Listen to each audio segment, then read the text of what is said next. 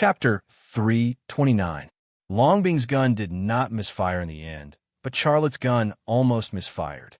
He and Longbing were squeezed in the narrow, hidden compartment. As the wheels bumped, his and Longbing's bodies were always in a state of close contact, especially her impressive breasts. They did not stop along the way, either squeezing his chest or clamping his arm. That feeling was really indescribable. What made him even more nervous was that Longbing's thighs and lower abdomen were constantly invading his most sensitive areas. Even though it was passive, it didn't feel like it was active or passive. Hence, no matter how he rubbed against her, he was always alone and as firm as one. For a man to maintain that state, it was definitely not enjoyment, but torture. Longbing did not feel much better. She could feel the change in Charlotte's body and knew the reason, but she could not avoid it. Xiaolei stood alone by her side, as firm and upright as one. Her charming face was also flushed from start to finish, and it had not been normal for a moment. The two of them did not stop quarreling. "Pervert, what are you thinking in that head of yours? How am I perverted? Everything is perverted. You shouldn't be called Charlotte. You should be called Xiao Lu." The container car suddenly jumped, and Longbing's lips moved and kissed Charlotte's lips. Her lips were soft and moist, and there was a charming fragrance between them, like the taste of lilies. However, before Charlotte could do it more frequently, Longbing moved her lips away and even spat twice beside him. Charlotte laughed. "You shouldn't be called Longbing. You should be called Dragon. I'm warning you, don't kiss me or what? What do you want?" Longbing's tone was aggressive, but it was slightly trembling. She was very nervous. Charlotte's head suddenly hit the wooden board of the hidden compartment. "Ha, you deserve it. Ugh, how dare you kiss my eyes? I didn't mean to." Just like that, they squeezed each other and kissed each other all the way. For hours later, the container truck finally arrived at the port of Pusan. Tang Buchuan parked the container truck in a warehouse, then opened the hidden door and released Charlotte and Longbing. "Thank you for your hard work. We're here." Tang Buchuan greeted Charlotte and Longbing with a smile. Charlotte and Longbing didn't even say a word to him. The two of them quickly jumped out of the container. One of them ran towards the containers on the right side of the warehouse, while the other ran towards the containers on the left side of the warehouse. After a while, he heard the sound of water. There was water on his left and on his right. He shrugged and smiled bitterly. 2 hours later, on the high seas, a freighter loaded with containers sailed towards the Shanghai port. In one of the cabins, Xiaolei held an ancient sword in his hand and carefully examined it. Longbing and Tang Buchuan also stood next to Charlotte and looked at the ancient sword together.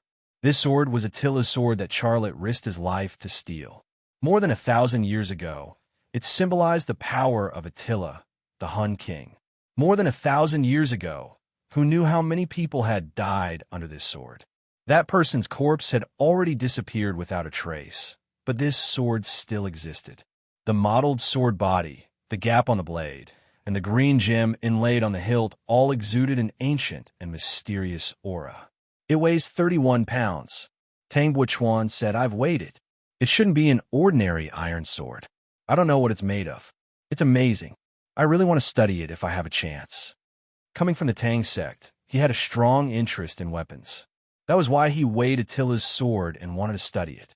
Longbing said, "There's no chance. You'll have to give it to the female chief in exchange for your sister and those experts."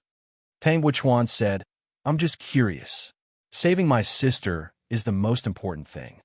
He looked at Xiaolei and said, "Brother Xia, please take care of my sister. Please bring her back to the country." Charlotte nodded and said, "Don't worry. I'll bring her back safely." Tang Buchuan smiled and said, "What I told you is true. As long as you bring my sister back, my grandfather will accept you as a disciple. At that time, you'll also be a member of the Tang family." Charlotte was absolutely not interested in becoming a member of the Tang family. He was only interested in the Tang sect's hidden weapons and Qinggong. After chatting for a while, Tang Buchuan and Longbing left the cabin and Charlotte got a chance to observe Attila's sword. Charlotte's left eye locked onto the sword. The rusty sword slowly melted and became thinner and thinner. During this process, his left eye was like a smelting furnace, and Attila's sword was like a piece of iron ore. The impurities were removed in the furnace, and it became purer and purer, turning into steel step by step. Suddenly, a piece of green entered Charlotte's sight. It was a green strip that was integrated into the sword, from the hilt to the tip. It was about 3 feet long and 1 centimeter wide. It looked like a chopstick that had been lengthened. This discovery shocked Charlotte. When he got the sword, he felt that the weight was wrong. It was very strange, but he didn't expect that there was something hidden in the sword. There was no doubt that at least 2/3 of the weight of the sword came from the green strip. Its density was beyond his imagination. Could it be the ancient alloy that Peaceful mentioned? Charlotte suddenly thought of this, but then he shook his head. No, the strength and toughness of the cobalt alloy that Peaceful mentioned is better than the current metal, but it has a special feature. The metal hidden in this sword is very heavy. If it isn't the ancient alloy that Peaceful mentioned, then what kind of metal is it? Why is it all green? A lot of questions filled Charlotte's head. The best way was to melt the sword and take out the green metal inside to study. But if he did that, Big Moon Tia would have her people kill Tang Yuyin, Peaceful, and the other experts. Attila's sword is the holy relic of the White Hun tribe. Those women value this sword more than anything else. If I trade it with Big Moon Tia and she gets the sword, I'm afraid I won't have a chance to study it. Whatever, it's just a sword. Maybe its secret can be solved with the Ming Dynasty compass. Why should I be in a hurry? Saving people is more important. Charlotte gave up. He put away Attila's sword. The ship's alarm suddenly sounded. Is the CIB catching up? Charlotte's heart sank. He quickly left the cabin and went up to the deck. Long Bing, Tang Buochuan, and a few agents from Innings 101 were on the deck. Long Bing and Tang Buochuan used binoculars to look at the 2 Korean Coast Guard ships that were chasing after them. Xiaolei glanced over and saw them clearly. They were 2 Coast Guard ships with a very large tonnage. They were at least 3,000 tons in weight. The 2 Korean Coast Guard ships were moving very fast, close to 18 knots. At this speed, it would only take 10 minutes for them to catch up to the ship that was traveling at less than 10 knots. A 101 agent came over with a communicator. Section Chief Long, they want to talk to the captain. Give it to me. Long Bing took the communicator from the agent. A voice in Chinese came from the communicator. We're the Korean Coast Guard. We suspect that your ship has prohibited items. Please stop the ship immediately for inspection. Long Bing said coldly, this is international waters. You don't have the right to do this. Your map is wrong. This is Korean waters. We have the right to board the ship for inspection. I repeat, stop the ship immediately. Otherwise, we have the right to open fire. The voice from the communicator was threatening and arrogant. Long Bing paused and suddenly said to the communicator, let's go home and have some tea. What did you say? You're asking for death. The Korean Coast Guard was furious. Stop the ship or open fire. Long Bing was too lazy to talk to him. She threw the communicator to the agent from Innings 101. Charlotte frowned. This is international waters. These Korean Coast Guards are too arrogant. They asked us to stop the ship. If we don't, will they open fire? Long Bing stared at Charlotte and said provocatively, are you afraid? Ever since she spent more than 4 hours in the container truck with Xiaolei, she had been provoking Xiaolei intentionally or unintentionally, as if she wanted to get back at him. Charlotte pretended to be indifferent. Me? Afraid? I'm a good swimmer. If worst comes to worst, I'll just go swimming. The corner of Long Bing's mouth revealed a trace of a smile. Don't worry. I already said that we have a backup plan. Those Korean Coast Guards can scare our fishermen. They don't even have the qualifications to scare us. Tang Buochuan crossed his arms and said calmly, Brother Xia, just wait and see. The situation in front of them was very bad, but Long Bing and Tang Buochuan both looked confident and not worried about being caught by the 2 South Korean Coast Guard ships. Xiaolei was very curious as to what kind of backup plan the 2 of them had, but he couldn't guess. The 2 Korean Coast Guard ships were getting closer and closer. They could even see the Korean Coast Guard standing on the deck. He didn't see anyone in civilian clothes, but Charlotte was sure that there were CIA agents hidden among the Korean Coast Guard. Seeing that they were about to catch up, but there was still no movement from the backup plan. Charlotte couldn't help but feel nervous. Bang, bang, bang. A Korean Coast Guard gave a final warning to the Tianming gun. At this moment, there was a sudden movement in the sea next to the cargo ship. Then, a black behemoth emerged from the sea. That's China's submarine. We've been locked on by the radar. Damn it, turn around. The Korean Coast Guard ship suddenly panicked. The black submarine only appeared for a moment before diving back into the sea. But a submarine was a submarine. Its battlefield was originally underwater, and its deterrence in the sea was far greater than on the surface. This was the backup plan Long Bing and Tang Bochuan talked about. Charlotte had a bitter smile on his face. He really didn't expect it to be such a big scene. The two South Korean Coast Guard boats quickly turned around and left. The speed of their escape seemed to be faster than when they chased after them. After all, this was international waters. They had already violated international law by shooting at China's cargo ship. If there was a firefight, they would be the ones in the wrong. Even if they were killed, they could be treated as pirates. Long Bing walked to the cabin. When she passed by Charlotte, she said, "We have to talk when we get back." Charlotte didn't say anything. He was still looking at the two Coast Guard ships that had fled. He was too lazy to guess what Long Bing wanted to talk to him about. Chapter 330. What happened in South Korea caused an uproar. The South Korean police, intelligence agents, and even the military and marine police were all mobilized, but the media didn't report on it the next day. The official explanation was that it was a counterterrorism exercise, which was completely different from the actual situation. It wasn't surprising that this happened, and Xiaoxian brought people to capture Charlotte only because she was instructed by the CIB. He had no evidence to prove that Charlotte stole the sword of Attila, and the CIB didn't want to make a big deal out of it. The CIB did not want to make a big deal out of this. Their only goal was to capture Xiaolei. Nothing else mattered. Charlotte escaped, and the CIB didn't need to make a big deal out of it. It wouldn't do them any good. At 11 o'clock that night, in the capital of China, "Go in by yourself. I still have to arrange for your return to Afghanistan." At the door of Tang Yuyan's house, Long Bing stopped and said to Charlotte, "The CIB can easily find out the relationship between the sword of Attila and the White Hun tribe. This is not good for the rescue plan, so we have to act as soon as possible. Go and tell them that we have to leave tomorrow morning." "No problem. They should agree," Charlotte said. Long Bing turned and left, and Charlotte entered the house with a wooden box containing the sword of Attila. The sword of Attila originally didn't have a wooden box. This was prepared by Tang Bochuan for Charlotte. It was easy to carry and could avoid being seen by others. There was no one in the living room, and there was a pile of snacks on the coffee table. Potato chips, melon seeds, and Hawaiian fruit were all opened.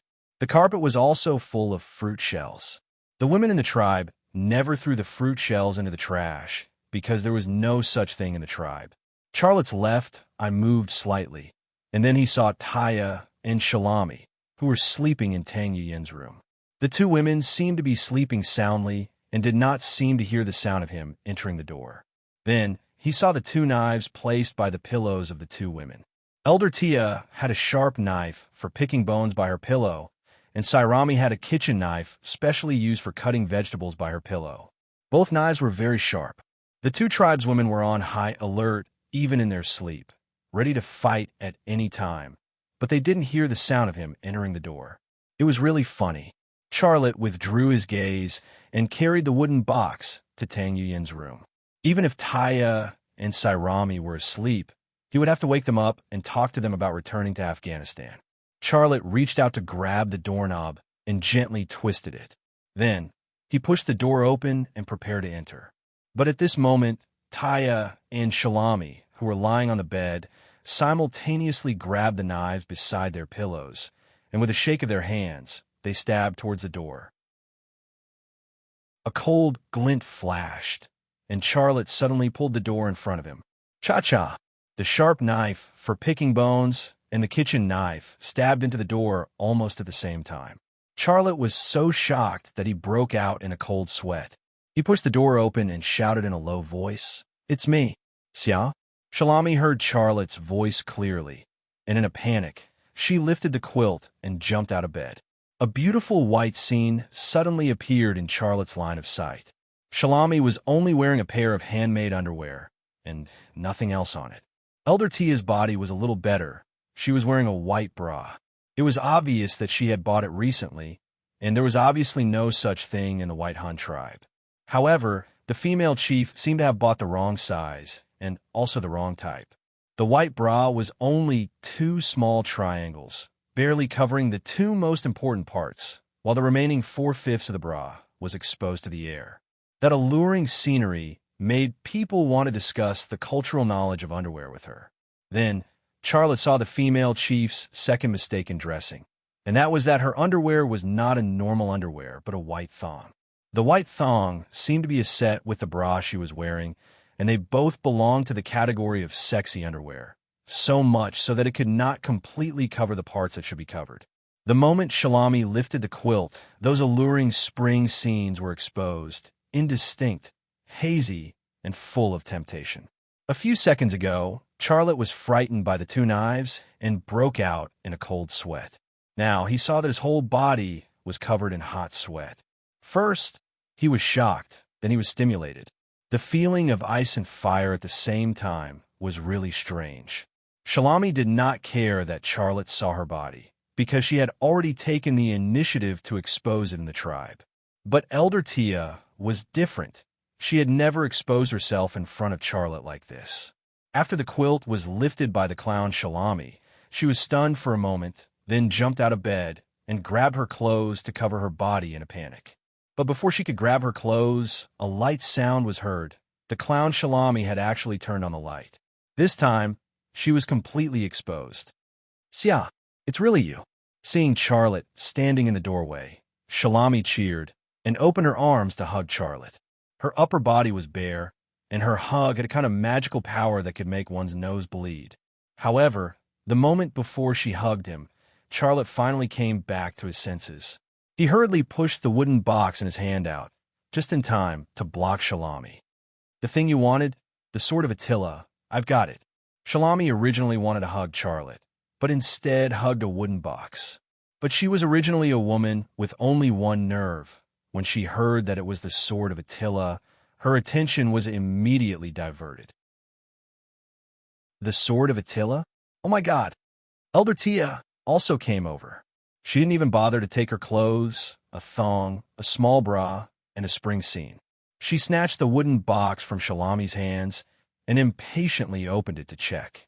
When the wooden box was opened, 2 women surrounded the wooden box with their buttocks in the air. They were both perfectly round and plump, just like the full moon, coupled with an ancient sword. This picture was so beautiful that one didn't want to blink. It was difficult for ordinary people to associate sexy buttocks with an ancient sword, but this picture was vividly presented in front of Charlotte, unreservedly, for him to enjoy. He felt strange. It's really the sword of Attila. After more than 1,000 years, it's finally back. It's finally back. Elder Tia stroked the sword, and tears of excitement flowed down her face. Shalami was also very excited, but there were no tears. Her reaction was completely different from Elder Tia's.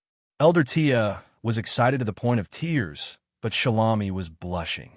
Her cute, doll-like face was flushed as if she had drunk a lot of alcohol. "I've got the item, and I've given it to you." Charlotte moved his gaze away from the 2 buttocks with some difficulty. "Get ready.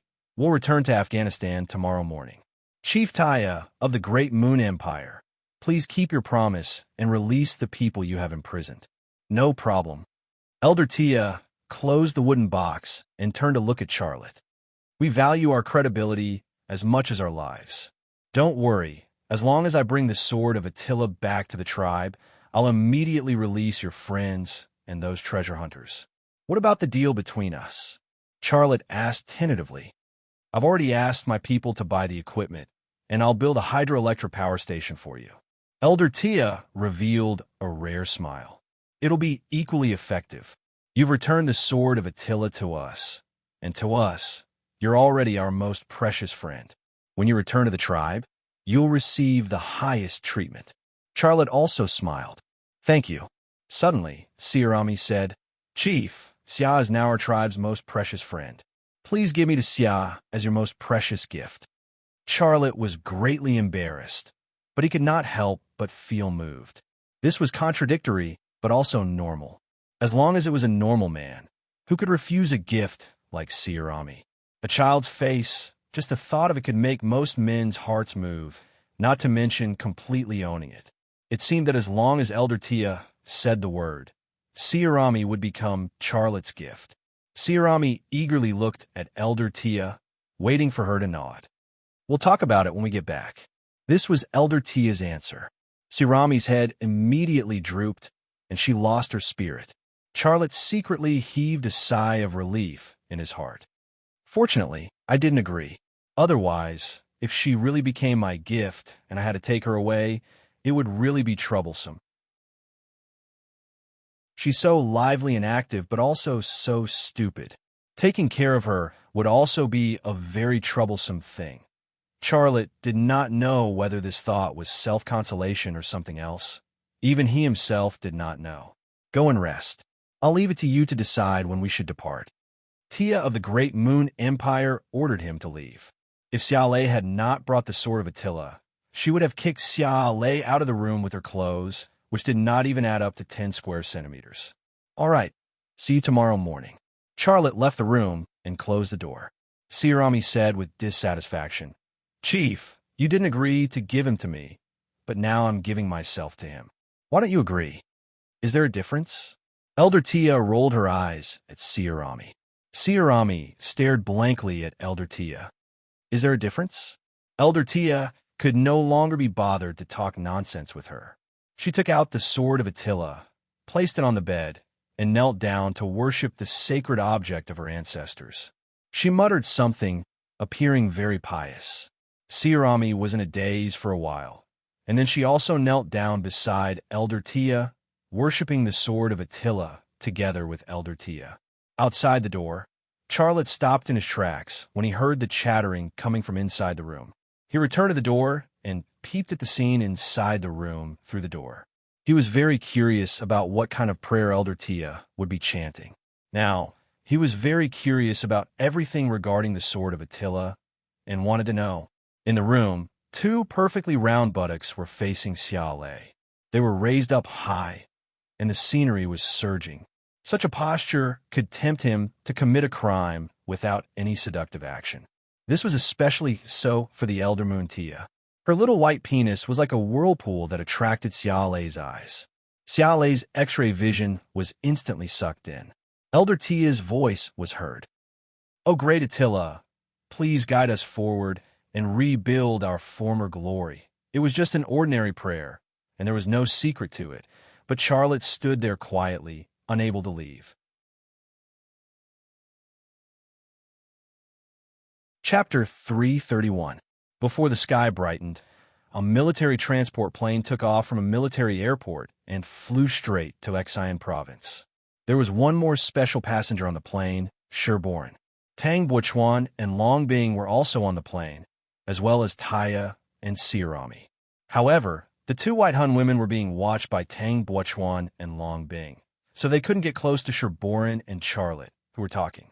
Taya hugged the wooden box containing the sword of Attila tightly. For her, the contents of the wooden box were more important than her life. Sirami blinked her blue eyes and stared at Charlotte and Sherborne in the distance. She seemed to be guessing the conversation between the 2 men. It was obvious that she couldn't do it. In fact, she didn't know what was going on in her head. On the other side, Sherborne's voice was very low. "You see, you've completed such a difficult mission. I can't do without you. In order to express the success of your mission, I've submitted a report to the higher-ups and asked them to give the green light to your military factory. Your military factory will soon be able to start production." Charlotte smiled bitterly. "Originally, I planned to return to Afghanistan after the ribbon-cutting ceremony, but you said that time was tight, so I returned to Afghanistan immediately. I've done what I could, but I want to make it clear that this is the last time I'll perform a mission for you. Don't look for me for such things in the future. It's not a problem to modify the gun or anything. I can do it at any time." Sherborne frowned slightly. "With your ability, you should serve the country. I Our country also needs talents like you. I'll pretend that I didn't hear what you said and don't say it again. You serve the country here, and the country won't treat you badly. Look, how about this? When I go back, I'll report to the higher-ups. First, I'll place a big order for your military factory, ordering 10,000 pistols or something. First, let your workers practice and break in your machines. What do you think? An order for 10,000 pistols, even if it was priced at 2,000 yuan each, was a big order of 20 million yuan. With such an order, the workers and machines of the Thunder Horse Army factory would not be idle and would immediately produce benefits. Moreover, this was the benefit before the Thunder Horse Army factory could produce high-performance sniper rifles. For Charlotte, this order was definitely a reward and support order. It was of great significance. If he directly rejected Sherborne, this order might fly away. Moreover, he couldn't go back and modify the machine to produce high-performance sniper rifles. He had already invested 1 billion in the military factory. He couldn't just let that money sit there and do nothing, right? What's more, the new engineers and workers also needed to be paid. They also needed to buy insurance and housing funds. This was also a huge expense. Boss, sure, are you trying to tempt me? Xiao Lei said half-jokingly. He had no way of rejecting Sherborne's order, but he did not express his stance immediately. Instead, he probed, "Tell me, what do you want me to do?" Sherborne smiled. "There's no danger in this mission. You can complete it on the way. You can do it." Charlotte's heart skipped a beat. He seemed to have guessed what mission Sherborne wanted to talk about. You have to save people, but you can't come back after you save them. Sherborne said. Tang Yuyin will bring a few experts back. Long Bing and Tang Buichuan will also support them, so you don't have to worry about this at all. What you have to do is to stay and dig up what's inside the ancient city. Okay, I promise you. This was what he was going to do. Now that he had earned an order for a pistol, Charlotte agreed without hesitation. Sherborne stared at Charlotte. Do you know what to dig up? Charlotte smiled. Don't forget that Peaceful and I are very good friends. I saw her in that tribe. She told me, but I don't know much. I only know that I need to use that compass to find the location that needs to be excavated. If he pretended that he didn't know anything, it would be a low-level and unnecessary mistake. What kind of person was Sherborne? He was a big secret agent.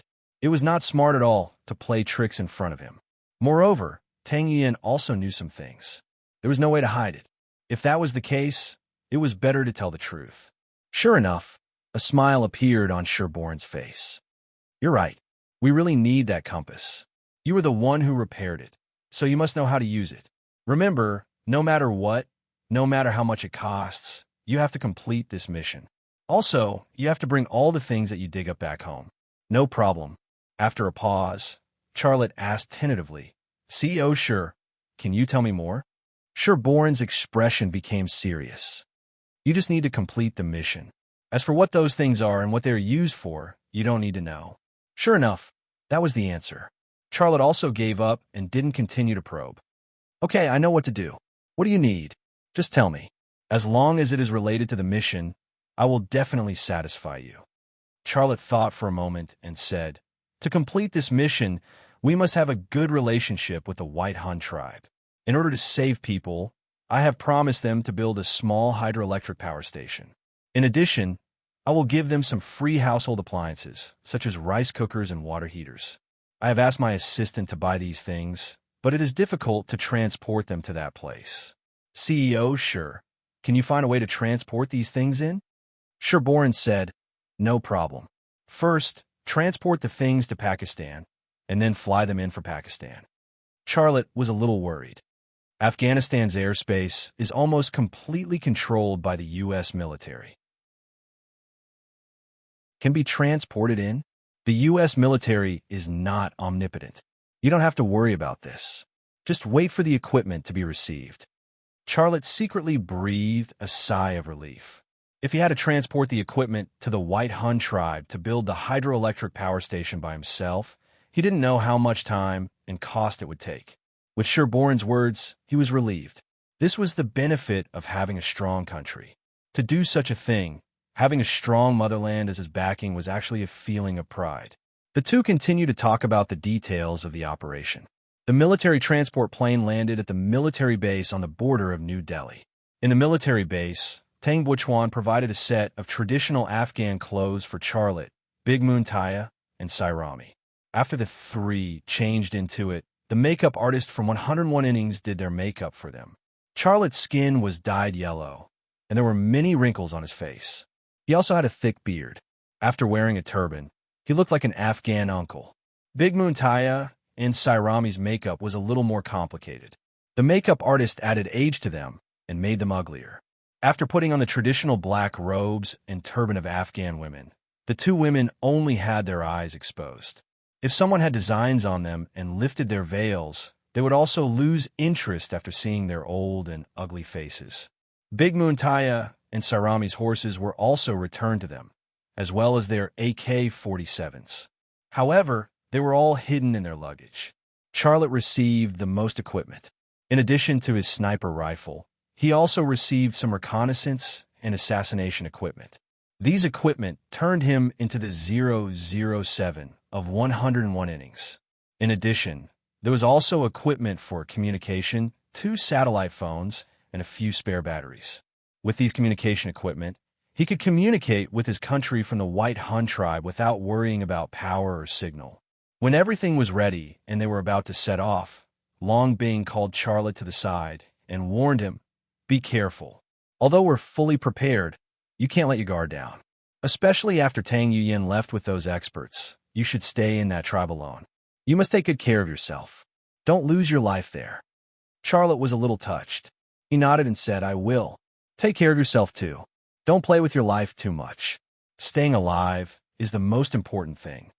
Long Bing smiled faintly, but her smile only flashed for a moment before it disappeared. "By the way, I'll tell you something about Shinda Tianyin. Do you want to know?" Charlotte smiled bitterly. "Go ahead. She's already back in the country. Her project with the God Domain group hasn't been canceled. After leaving the hotel that night, she called you 3 times, but you didn't pick up. It's good that she's fine. I'll talk to her when I get back. I owe her an explanation." Charlotte still felt a little guilty. After all, he suspected that he had used Shinda Tianyin to steal the sword of Attila. Long Bing curled her lips slightly. "You're really thoughtful. Is there anything you want me to tell her?" Charlotte thought for a moment and shook his head. "No. Then you can go." Xiaolei led the horse away. Long Bing seemed to want to say something, but she swallowed the words that were on the tip of her tongue. A moment later, 3 horses set off from a military base. They galloped all the way out of China's border and entered the walking corridor. In fact, Charlotte had suggested entering Afghanistan by plane, but Sherborne was the first to reject his suggestion. All the airports in Afghanistan were closely monitored by the U.S. military. There were also countless intelligence agents operating in the airports. If they were discovered, the operation would fail prematurely. No one could bear the consequences. It would take some time to travel by land, but it was relatively safer. The part of the plan to transport the hydropower station equipment by air also required extremely careful planning and preparation time. It was not something that could be transported by air. In the barren desert, Siarami and Big Moon Taya galloped on their horses, with Charlotte chasing after them. Siarami turned around and waved at Charlotte. "Xiao, let's have a race. As long as you catch up with me, I'll be your woman." Charlotte shook his head vigorously. "Then I'll chase after you. If I catch up with you, you'll be my man?" Charlotte was speechless. Big Moon Taya slowed down and rode side by side with Charlotte. "Xia, who's that old man?" Charlotte thought for a moment before saying, "A big shot. If you still want to ask, I can only tell you that his identity is equivalent to the director of the CIA. Do you understand what I mean now? You're quite honest. What did you guys talk about on the plane?" "The matter of the hostages returning home and the matter of building the hydropower station for you. He was opposed to it, but I insisted again and again, and he finally agreed." Charlotte said with a smile, "It won't be long before you can use electricity. You can use electricity to cook, use electricity to boil water for bathing, and in the cold winter, you can even sleep on electric blankets." "Wow," Siarami shouted happily. "Xia, can you buy some ricochet bombs for those old women in the tribe? I want to give them to them. Their men are really too pitiful." Charlotte's vision darkened, and he almost fell off the horse.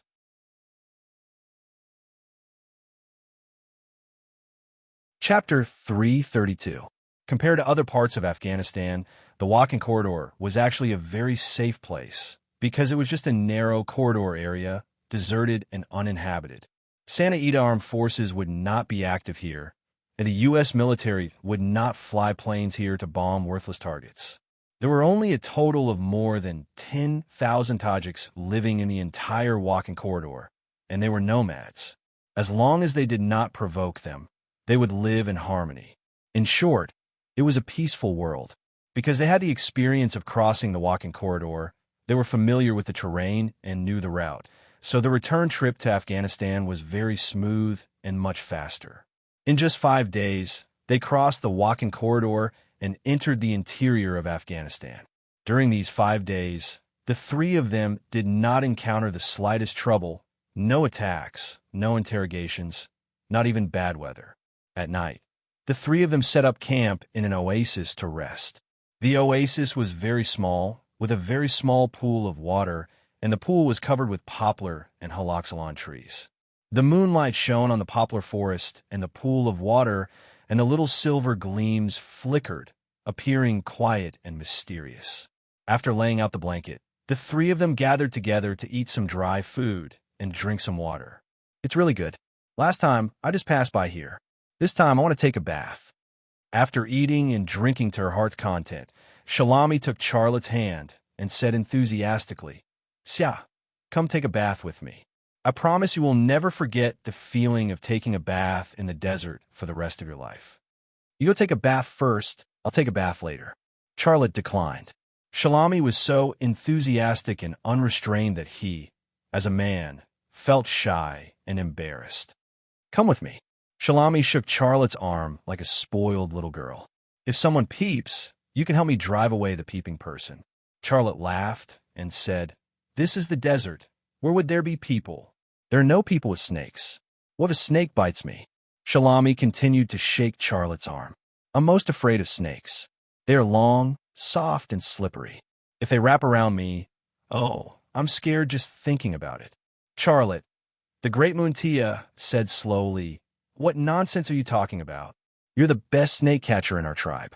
Last month, you even caught 20 snakes, roasted 15 of them, and put 5 of them in someone's bed. Do you really want me to say all these things?" "Chieftain," Shalami stamped her feet in dissatisfaction. The elder Muntia ignored Sialami's dissatisfaction and said, "Sia, look after this place. Sialami and I will go take a shower, and then you can take a shower." Charlotte nodded. "Okay, no problem. Sharami, let's go. Aren't you afraid of snakes? I'll go with you. I'll help you drive the snakes away," Big Muntia said. Shalami pursed her lips. "Chief, I want to catch a snake. You don't understand." The two white Xiongnu women walked towards the lake, whispering to each other as they walked. They looked like a pair of sisters who loved to quarrel. Charlotte watched the two women walk away. They passed through a low and sparse forest of haloxylon thistle, then took off their clothes at the edge of the lake and went into the water to take a bath. The moonlight was white. They were also white, but the water was sky blue. The scene was extremely beautiful. The water rippled, and their curves also swayed and rippled. Sometimes they looked like undulating hills, and sometimes they looked like round moons. Big moons, small moons, dazzling moons. The two bathing women were about 30 meters away from him. But to him, who had a visual range of more than 4,000 meters, wasn't this the same as the two women bathing right under his nose? Shalami is really something. At such a young age, she's actually better than her chieftain. She's really amazing. She's so bad. She might become a woman like a vixen in the future, right? While admiring and comparing, a strange thought emerged in Charlotte's mind. If he had to choose a woman to take a bath with, he would choose Shalami without hesitation, not Elder Muntia. Elder Muntia was too scheming and only had the tribe in her heart, while Shalami was too simple, and he felt very relaxed when he was with her. However, with Elder Muntia around, he couldn't take a bath with Shalami. I've already tried very hard to build a good relationship with Elder Muntia, and she also behaved very friendly. After returning to the tribe this time, my plan should be able to be realized. Wait, something's wrong. Not knowing why, Charlotte's thoughts suddenly became active, and he thought of a place that he had neglected. I helped the white Xiongnu tribe find the sword of Attila, and Shalami asked to give it to me as the most precious gift. Although this matter seemed to be a farce, Elder Moon Tia's reaction was very calm. She flatly refused and didn't care about Shalami and my feelings at all. Along the way, she always prevented Shalami from getting close to me. I actually didn't have the idea of getting Shalami, and even if she allowed me, I wouldn't have done that. But she always guarded against me. If she really regarded me as the most precious guest of the white Xiongnu tribe, why would she do that? The reason was very simple. If Elder Moon Tia had regarded him as the most precious guest, she wouldn't have prevented Shalami from being with him, and wouldn't have obstructed and guarded against him at every turn. Since she did that, it meant that she didn't trust him. If there wasn't even trust, how could they cooperate? Thinking about this, Charlotte's brows immediately furrowed. His line of sight once again shifted to Elder Moon Tia and Shalami in the pool of water. The moonlight was soft and white, and the women under the moonlight were also soft and white. Elder Moon Tia and Shalami were arguing about something, and their argument added a trace of disharmony to this beautiful scene. Charlotte's heart stirred, and his left eye twitched lightly, locking onto the lips of the two women. In the pool of water, Shalami crossed her arms in front of her chest. Her already astonishing breasts protruded forward, giving off an exaggerated sense of shock. She pouted her lips and said with dissatisfaction, "Chief, Xia is a very good person. He has taken good care of us along the way. Do you remember when we were attacked by the U.S. Army? He fought against them alone and let us escape first. Now he has helped us retrieve the sacred relic, the sword of Attila. Without his help, we would never be able to retrieve our sacred relic in this lifetime. Just based on these two things, he is not only the most distinguished friend of our tribe, but also the hero of our tribe. A beauty matches a hero. Is it wrong for me to want to be with him?" This sentence was reasonable, except for the last sentence. But without the last sentence, it wouldn't be the style of childish face. Tia furrowed her brows. "Is your brain only filled with men's stuff? Stupid. I have already told you. Except for him, I can give you any man you want, no matter how many. Only our tribe can't get involved with him." "Why?" "He is the target of the U.S. Army. I don't know why, but this is Afghanistan. We can't go against the Americans. If we get involved with him, the tribe may become the target of the U.S. Army's attack. Do you want that? Then why did you let him build a hydropower station for us?" "There won't be a hydropower station." "What do you mean? Don't ask about these things. From now on, don't talk too much. Will you let those China people go? I have my own decision on this matter. Don't ask." "All right, I won't ask and I won't talk. From now on, I am a mute. You are the chief. You have the final say in everything." Shalami sank into the water angrily. She was like an ostrich. As long as she buried her head in the water, she would have no worries. Big Moon Tia glanced in Charlotte's direction, but the night was hazy, and she could only see a blurry scene. She could not see Charlotte at all, but even in her dreams, she didn't expect that Xia Lei could see her eyes clearly even though she couldn't see him. Big Moon Tia's eyes seemed hesitant, and also a little sinister. Xia Lei's heart sank when he saw the look in her eyes. The return to Afghanistan this time had been smooth, but he did not expect that it was just a superficial phenomenon. Big Moon Tia actually did not plan to build a hydropower station in the tribe, and she did not even plan to release Tang Yuyin, Peaceful, and the other China experts. Then, her promise to allow him to freely dig in the ancient ruins for a day would probably not be fulfilled. What was the chief trying to do? Charlotte's heart suddenly tensed up, filled with worry and anger.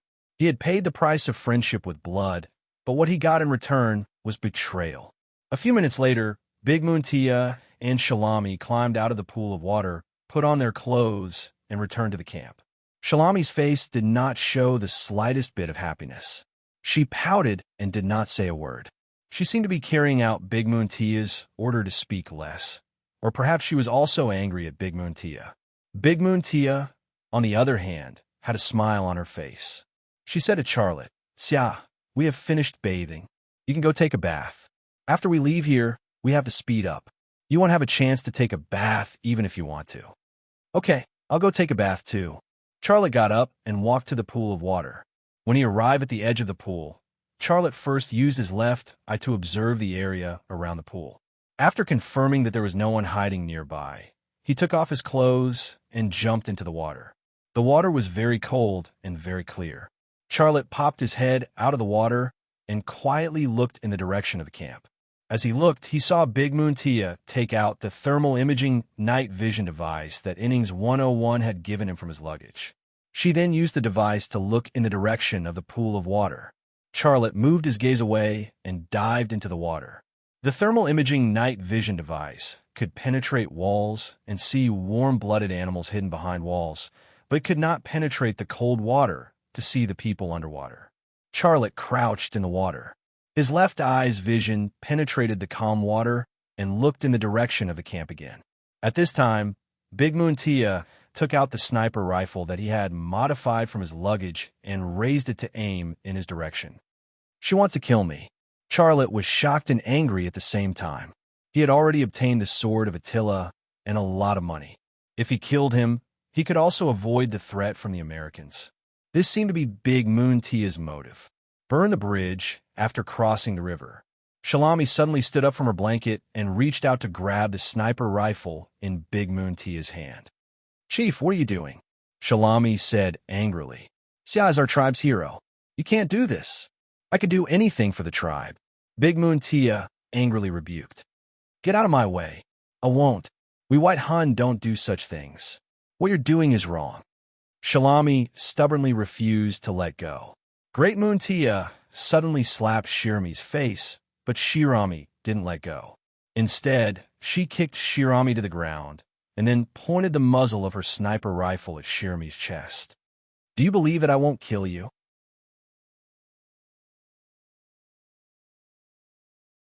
Chapter 333. There was not the slightest trace of fear on Shirami's face. "I believe you, but I'm not afraid. I'm right. The great Hun King is right beside me, and he's looking at you. If you want to kill me, then kill me." Attila the Hun had been dead for more than 1,000 years, and Shirami was naturally referring to the sword of Attila. A trace of hesitation flashed in Elder Taya's eyes. If she killed Shirami with the sacred relic just beside her, it would go against her beliefs. "Get up and shut your mouth. Don't say anything when Xia returns." Elder Taya put away her sniper rifle. As she spoke, she glanced at the place where Charlotte was bathing. However, apart from a hazy swamp and a thistle forest, she could not see anything else. In such an environment, it was almost impossible for her to kill Charlotte in one shot. "Chieftain, can you not kill Xia?" Shirami looked at Elder Taya with pleading eyes. "Who said I wanted to kill him? Then what did you just do?" "I wanted to injure him, and then—" "Forget it. You wouldn't understand even if I told you. Just keep your mouth shut and don't care about anything else." Elder Taya put the sniper rifle back into Charlotte's luggage. "If you don't want to kill him, then what do you want to do?" "Shut up. You idiot. He'll be back at any time." Elder Taya fiercely rebuked Shirami. A trace of anger flashed in Shirami's eyes, accompanied by an ominous glint.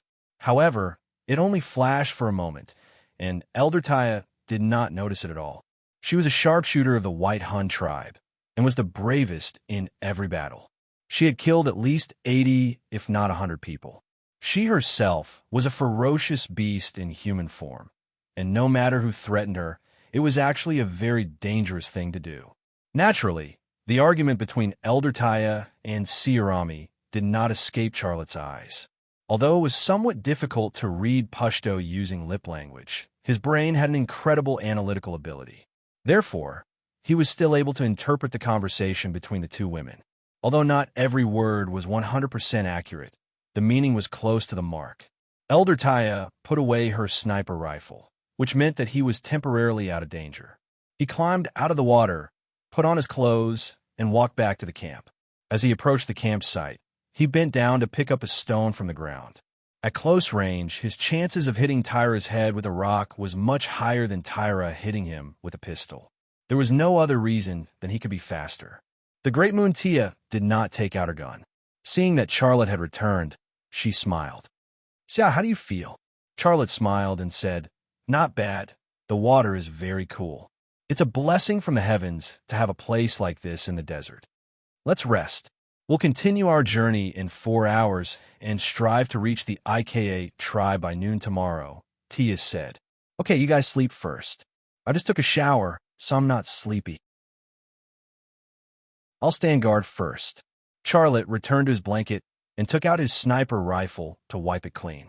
With a gun in hand, he was not worried that Tia would do anything dangerous to him. The Great Moon Tia did not make any unusual movements. She slept wrapped in a blanket and clothes. Silami looked at Tia and then at Charlotte. She seemed to have something to say, but after hesitating for a long time, she could not say a word. Shelami's reaction fell into Xia Lei's peripheral vision, although she was still silent at the moment. He didn't blame her in his heart at all. Not only did she speak up for him, but she even risked her life to stop Tia from shooting at him. For her to do this for him, it was actually very good. After all, she was also a member of the White Hun tribe. He could not expect her to betray her chief and the White Hun tribe. Time passed quietly, and Charlotte's thoughts were also fluctuating. All signs indicate that Tia will definitely not continue to cooperate with me. She will not release Tang Yuyin and Peaceful, and she will not allow me to enter the ancient ruins to dig for treasures. She will even betray me to the Americans in exchange for the tribe's peace and greater benefits. It is easy for me to kill her now, and I can also eliminate the hidden danger of being betrayed by her. However, if I kill her, what about Tang Yuyin and Peaceful? Will Silami fight with me? Can I still enter the ancient ruins to dig for treasures? Thoughts were fluctuating in Charlotte's mind, and he could not calm down. He could not kill her, and if he continued to follow Tia, he would be in a very dangerous situation. At that time, he would not even be able to guarantee his own safety, let alone rescue the hostages and dig for treasures. He had never encountered such a situation before, and it gave him a headache. Tia's eyes quietly opened a slit, and she observed Charlotte's movements. Although her movements were not visible, Charlotte still saw it. Charlotte stood up quietly and looked around, pretending to observe his surroundings. Tia of the Great Moon Empire seemed to be relieved. Her lips curled into an inconspicuous sneer. After a while, Silami got up from her blanket and walked towards Charlotte. "Xia, you go rest. I'll stand guard. It hasn't been that long. You should sleep a little longer," said Charlotte. "I can't sleep. You go to sleep." Silami hugged her AK-47, and her face was gloomy. Charlotte pretended not to know and tentatively asked, "Silami, who made you unhappy?" Silami glanced at Tia and coldly snorted. "It's Tia," suddenly woke up and interrupted Silami. "What are you guys talking about?" "Nothing," Silami said unhappily. Charlotte smiled and said, "Silami just woke up, and she wants to take over my post." Tia said, "Forget it. It seems that we are not sleepy. Let's just continue on our way. This way, we can return to the tribe earlier." "Chief," Silami wanted to say something, but stopped. She seemed to be worried that something bad would happen. Tia coldly glared at Silami. "Don't talk nonsense. Go get the horses. Let's get out of here." Silami angrily went to get the horses, and as she walked, she kicked the sand with her feet. Tia's eyes became colder and colder. There was no doubt that she felt that Silami was provoking her dignity. As the chief of the White Hun tribe, what she couldn't tolerate the most was someone provoking her dignity. Charlotte said with a smile, "Silami is still a child. It's normal for her to have a childish temper." A smile also appeared on Tia's face. "I also think that she's very cute, but sometimes she really gives people a headache. All right, let's not talk anymore. Pack up and continue on our way." Just then, Silami came with 2 horses, hers and Charlie's, but she did not bring Tia's. Silami handed the reins of Charlotte's horse to Charlotte and said in a very angry tone, "Chief, I can't lead 3 horses. You can lead your own horse." "No problem. Tia walked towards the poplar tree where her horse was tied. Just as she turned to leave, Charlotte caught a trace of anger in her eyes. Selami had obviously angered her. Charlotte said with some worry, "Selami, why did you anger your chief? She is your chief. If you anger her, you will be in trouble in the future." "Humph." Selami spat on the ground. "I respect her and listen to her in everything, but she has never thought about me. Every time someone invades the tribe, I rush to the front, but she still treats me like a child. I tell you, if it weren't for me, she would have been killed by her competitors. I got rid of her competitor, so she became the chieftain, but now she treats me like a fool." There was actually such a hidden story. Charlotte's heart was full of curiosity. Just as he was about to ask, Tia had already returned with the horse. He also vigilantly closed his mouth. "Let's go." Tia mounted the horse. She glanced at Selami with a threatening look in her eyes.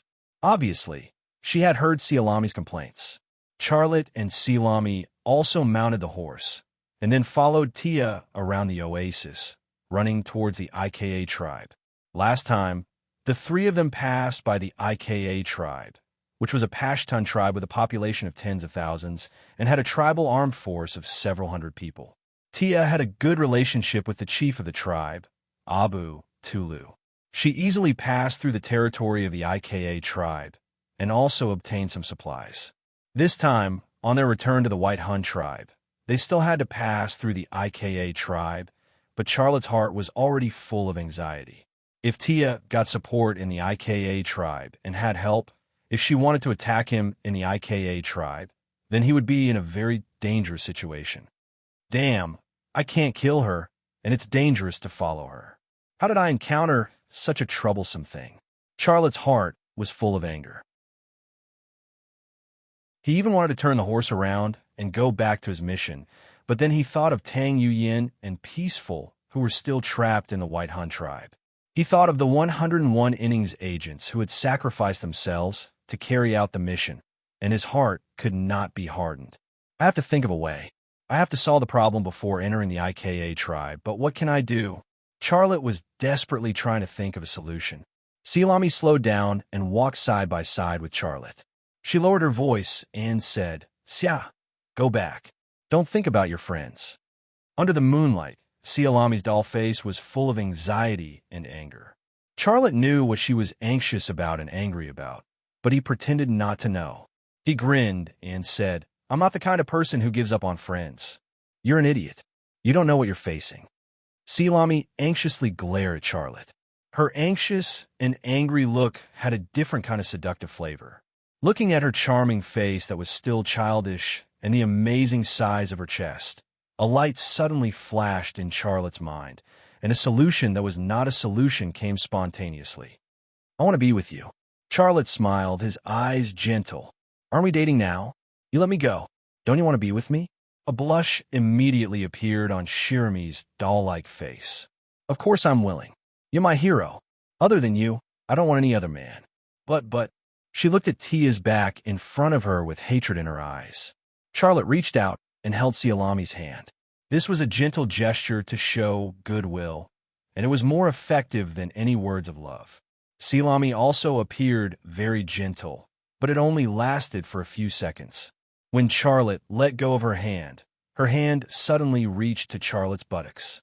Charlotte froze for a moment, but this was Selami's style. He did not expect her to change. This was also Charlotte's solution. If there was any other way, he would never use such an old-fashioned strategy like the beauty trap. However, he had no other choice, right? Tia of the Great Moon Empire turned around and scolded. "Shalami, hurry up. Keep up." Selami retracted her hand from Charlotte's buttocks and said bitterly, "Coming." She whipped the horse and chased after them. A smile quietly appeared on the corner of Charlotte's mouth.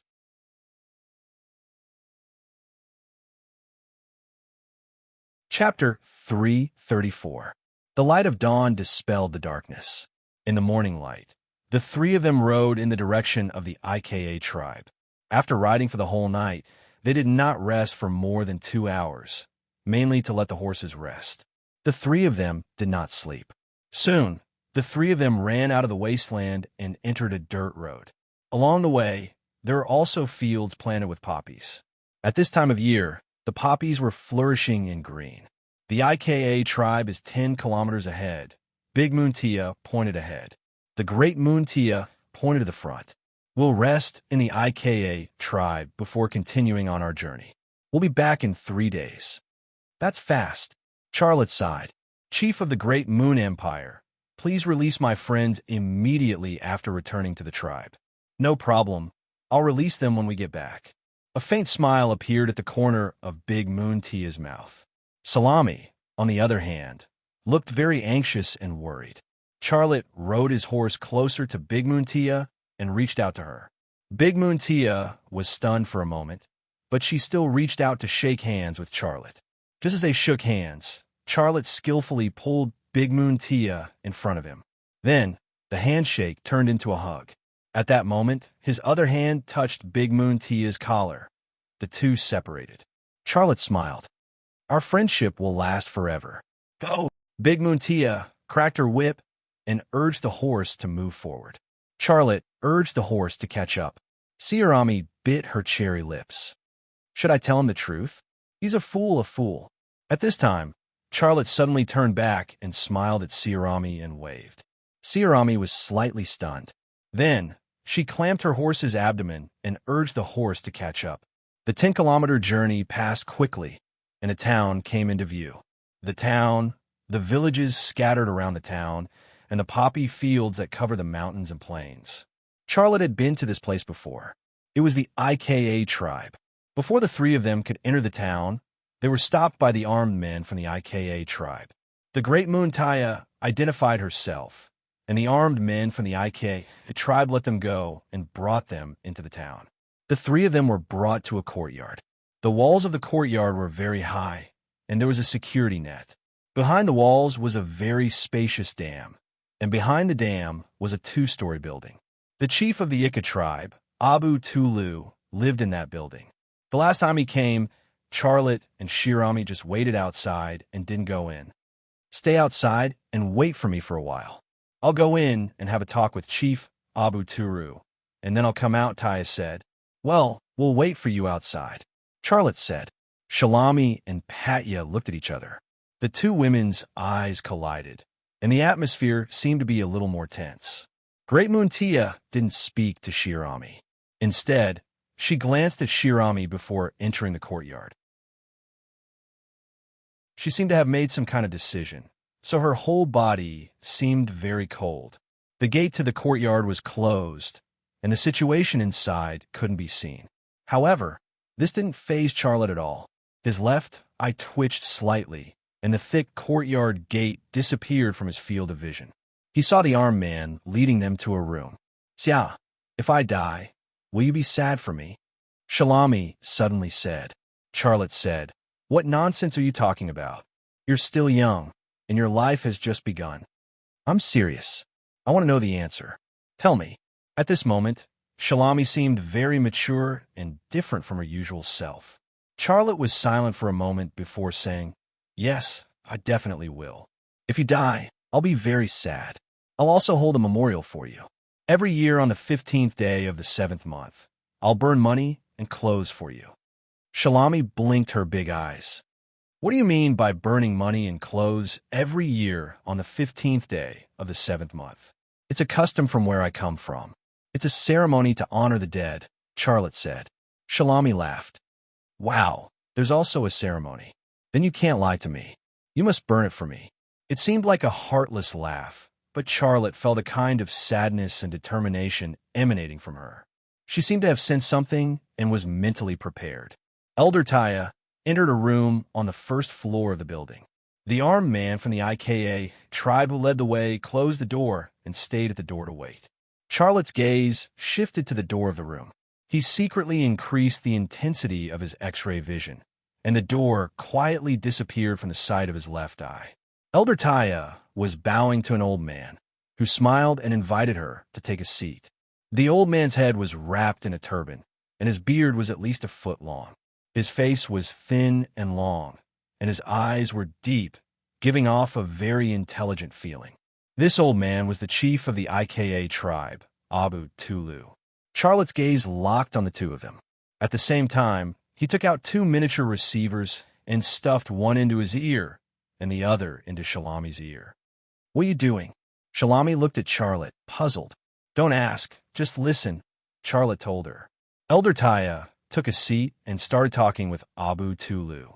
Their conversation was also transmitted to Charlotte and Shalami's ears through the receiver. "Dear Chief Abu Tulu, I'm back. Thank you for the help you gave me before. I won't forget your help. When autumn comes, I'll send you 100 sheep and 2 young female slaves," Elder Taya said. "That's really good. Our 2 tribes are not far from each other, so it's natural for us to take care of each other. How long do you want to stay this time? If you need anything, just let me know. I'll have someone prepare it for you," Abu Tulu said with a smile on his face. 100 sheep was a very large fortune for a poor tribe. What's more, there were also 2 young female slaves, which he knew belonged to him. Although slavery was the darkest system in human history, it had not been completely eradicated in today's era of global economic integration. It still existed in poor and backward places. "I need you to do me a favor." "What do you want me to do for you?" "I have a China man with me, a disobedient subordinate. I want you to help me take them down. Also, give me a phone number to contact the Americans," Elder Taya said. Abu Tulu stared straight at the great Moon Taya. "Who is that Chinese man? Why do you want to hand him over to the Americans?" Elder Taya said, "You don't need to know that. If you help me with this, I'll pay you $100,000. $100,000? Abu Tulu was so shocked that he couldn't close his mouth. $100,000. You just need to order your people to take down that Chinaman and my subordinates. This is your territory, so it's not a difficult task.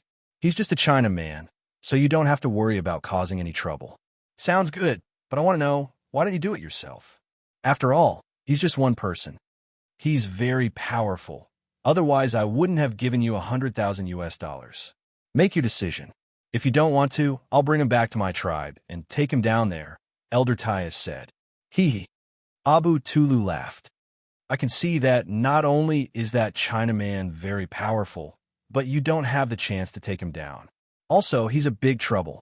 You don't want to take him back to your tribe, do you? You don't want to? $200,000. Deal," Elder Taya said again. "However, I have a condition. Kill that disobedient subordinate of mine."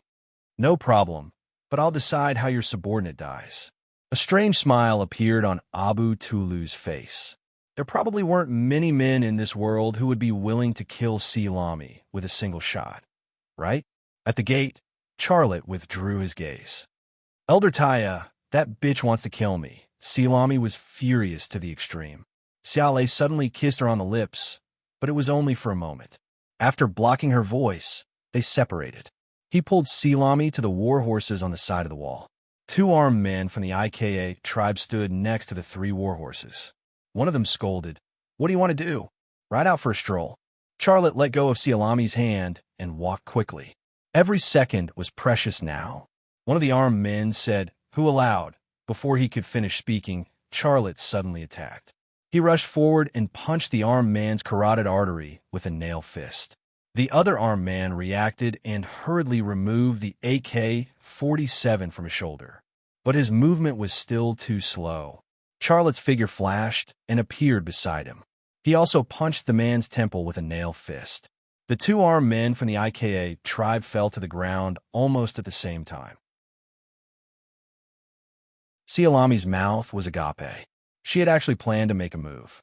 She had already taken out the dagger she had hidden on her belt, but just as she took it out, Charlotte had taken care of the 2 targets in less than 2 seconds. "Get on the horse." Charlotte flew up onto the horse.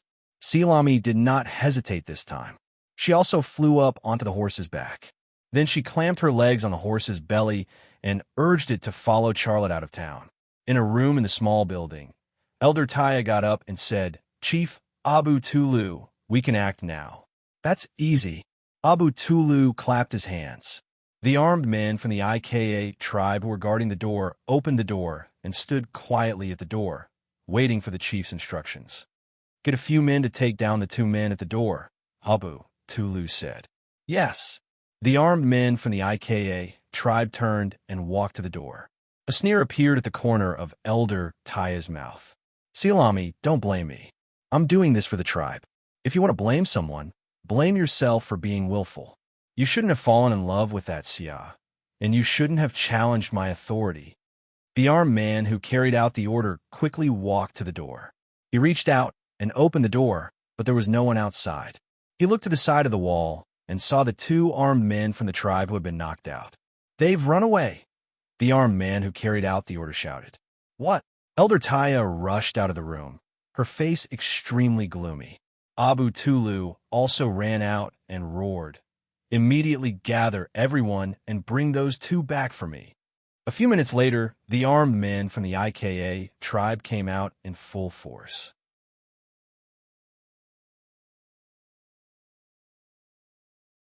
Chapter 335. On the muddy road in the countryside, there were pickup trucks, off-road vehicles, horses, hundreds of people, and hundreds of guns, but they were only chasing two people.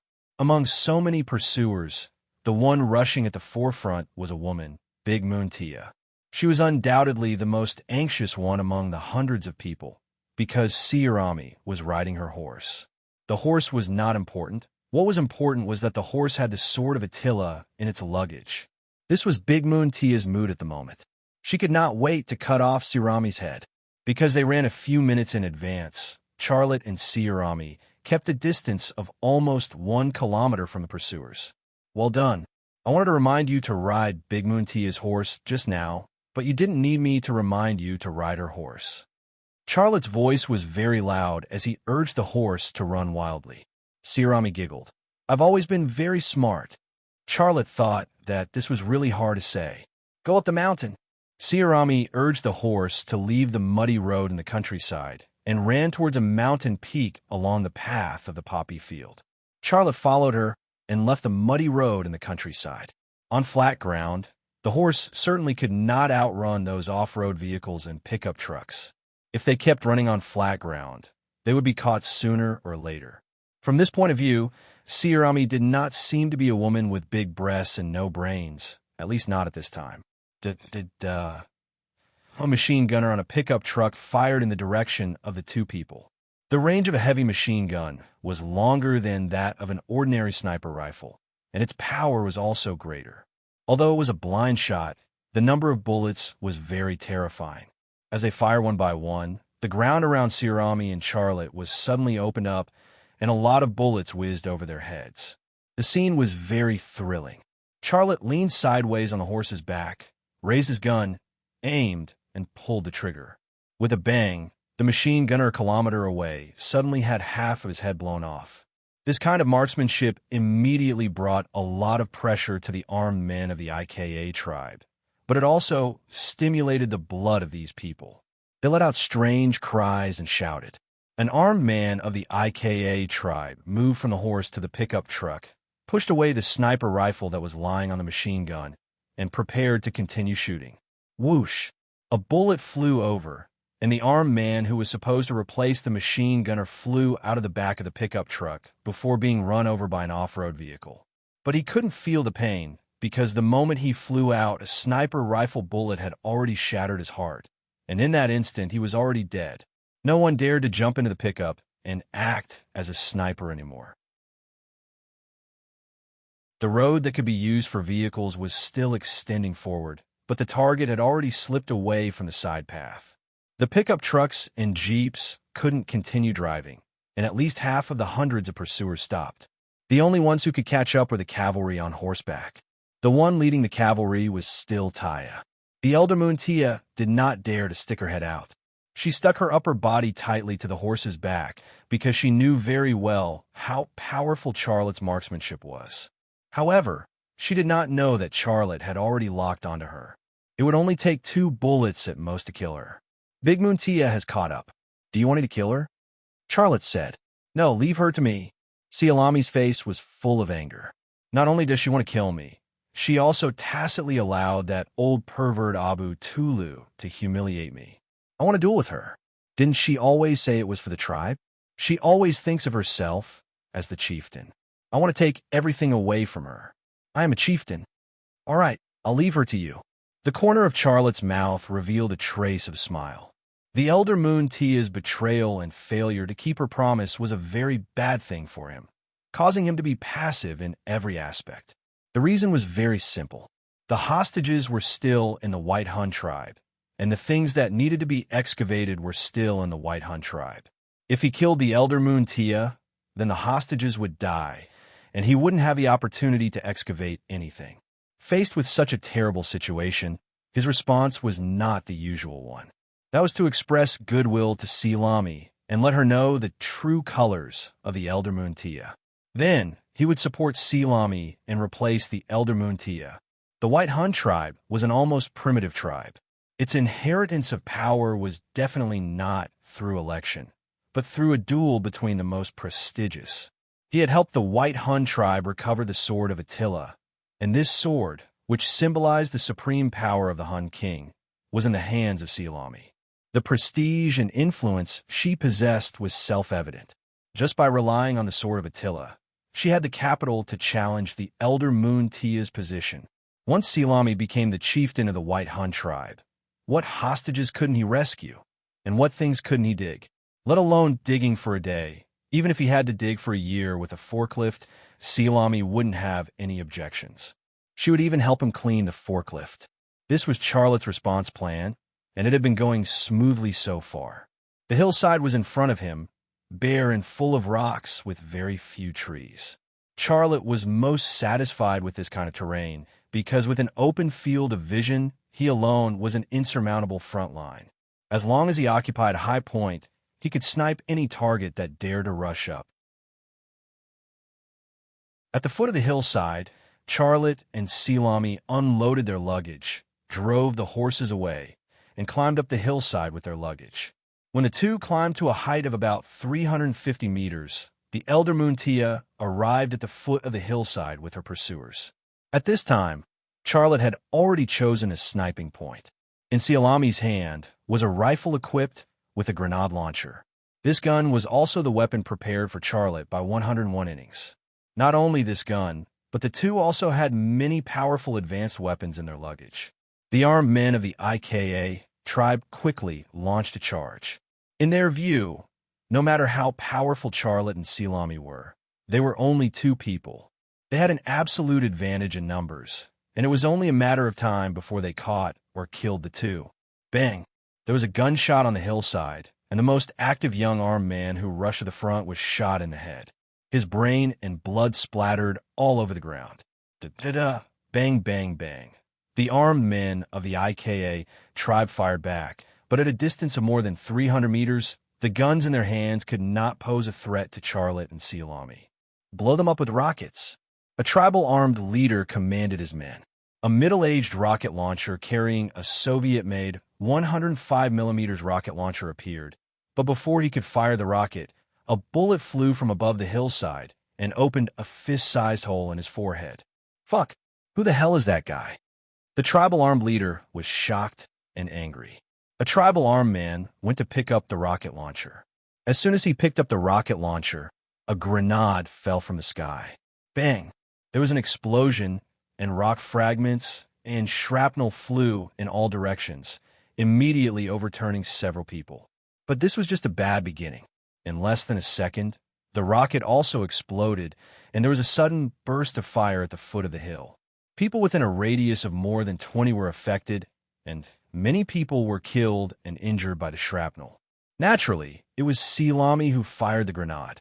She was the sharpshooter of the White Hun tribe, and the most powerful warrior. On such an occasion, she certainly would not let Charlotte fight alone. The grenade launcher in her hand did not have a range of more than 300 meters, but her position was on the hillside, and she had a commanding position. She only needed to tilt the grenade launcher and launch the grenade above the heads of those people. At the beginning of the battle, only a few minutes had passed, and the IK tribe suffered heavy losses. However, these people did not retreat, but used the rocks distributed on the hillside to climb up, shortening the distance.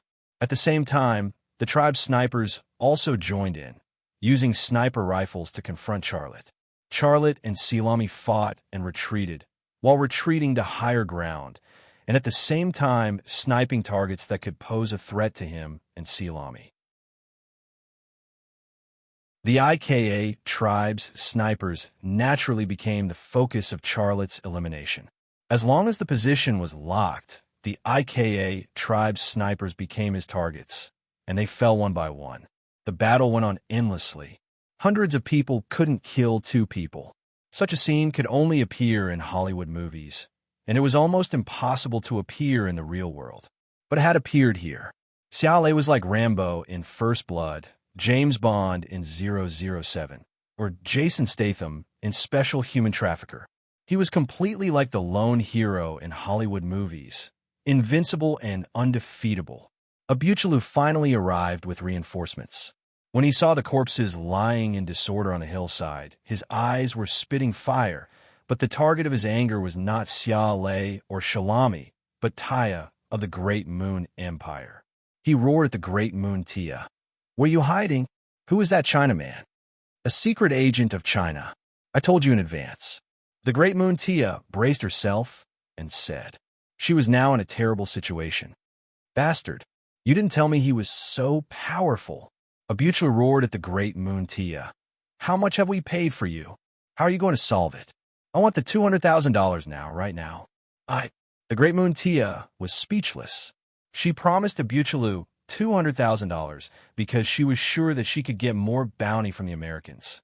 But now that Charlotte was still alive and kicking on the hillside, the Americans' bounty was hanging in the sky. How could she have $200,000 to pay Abuchelu? Abuchelu said angrily, "No money? Then you go up and catch those two for me." Dozens of armed men from the IKA tribe then pointed their guns at the Great Moon Tia. "Chief Abuchelu, you can't do this to me."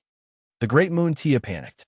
"They're trapped on this hill, and their ammunition will eventually run out. When that time comes, we will be able to catch them. I promise. I won't give you a penny less, no. I'll give you $300,000. "Screw your $300,000. Where are they?" Abuchelu had already lost control of his emotions. "Go up, or I'll kill you." Bang, bang. Someone fired 2 shots at the feet of the Great Moon Tia, urging her to go up the hill to catch the 2 men.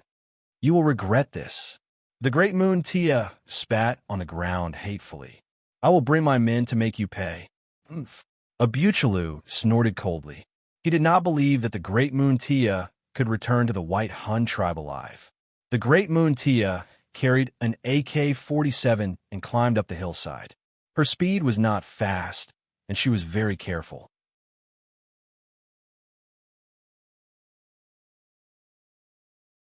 Chapter 336. The armed men of the IKA tribe stopped attacking, and the battlefield quieted down for the time being. There were no gunshots. Elder Tia braced herself and climbed up. In front of her was Charlotte, whose marksmanship was godlike, and behind her were the ferocious armed men of the IKA tribe. She was caught in the middle and had no way out. However, she did not regret it. Until now, she still believed that Charlotte would not shoot her. Not for any other reason, but because the hostages were still in the White Hun tribe. Charlotte would not dare to kill me. I only need to hold Sirami down. As long as I can convince Sirami to surrender, Charlotte will not be able to hold on by himself. He will surrender sooner or later. At that time, I will kill Sirami and hand over Charlotte to the Americans. I did not fail. I just encountered a little trouble. Elder Tia thought in her heart. Charlotte did not shoot her, and she became more and more determined in her heart. Later on, her speed also increased. In the end, she did not even look for cover. She raised her head and climbed up openly. Elder Tia had been moving in Charlotte's line of sight. Indeed, if he wanted to kill her, he would have shot her long ago. To him, shooting Elder Tia was just a matter of pulling the trigger, but he did not do so. He had promised Sirami that he would leave Elder Tia to her. She is really bold. Does she think that we would not dare to shoot her? Sirami was filled with anger. She fired a few shots at Elder Tia, who was already close to her. Whoosh, whoosh, whoosh. A few bullets flew over and hit the rocks beside Elder Tia. Sparks flew everywhere. The Elder Moon Tia bent over for a moment, but quickly stood up. She shouted, "Sirami, what are you doing? Why are you running away?" Sirami also stood up. She spat on the ground. "If you want to kill me and Xia, Can I still stand there and wait for you to kill me? Who said I want to kill you? Is it Xia? Elder Tia said loudly. That is him lying to you. Why would I kill you?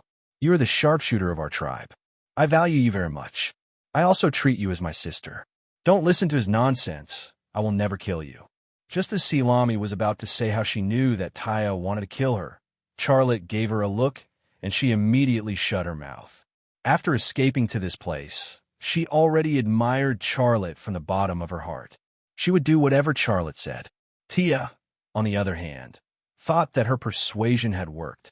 As she walked forward, she said, Shalami, if you put down your weapon now, I won't hold you accountable.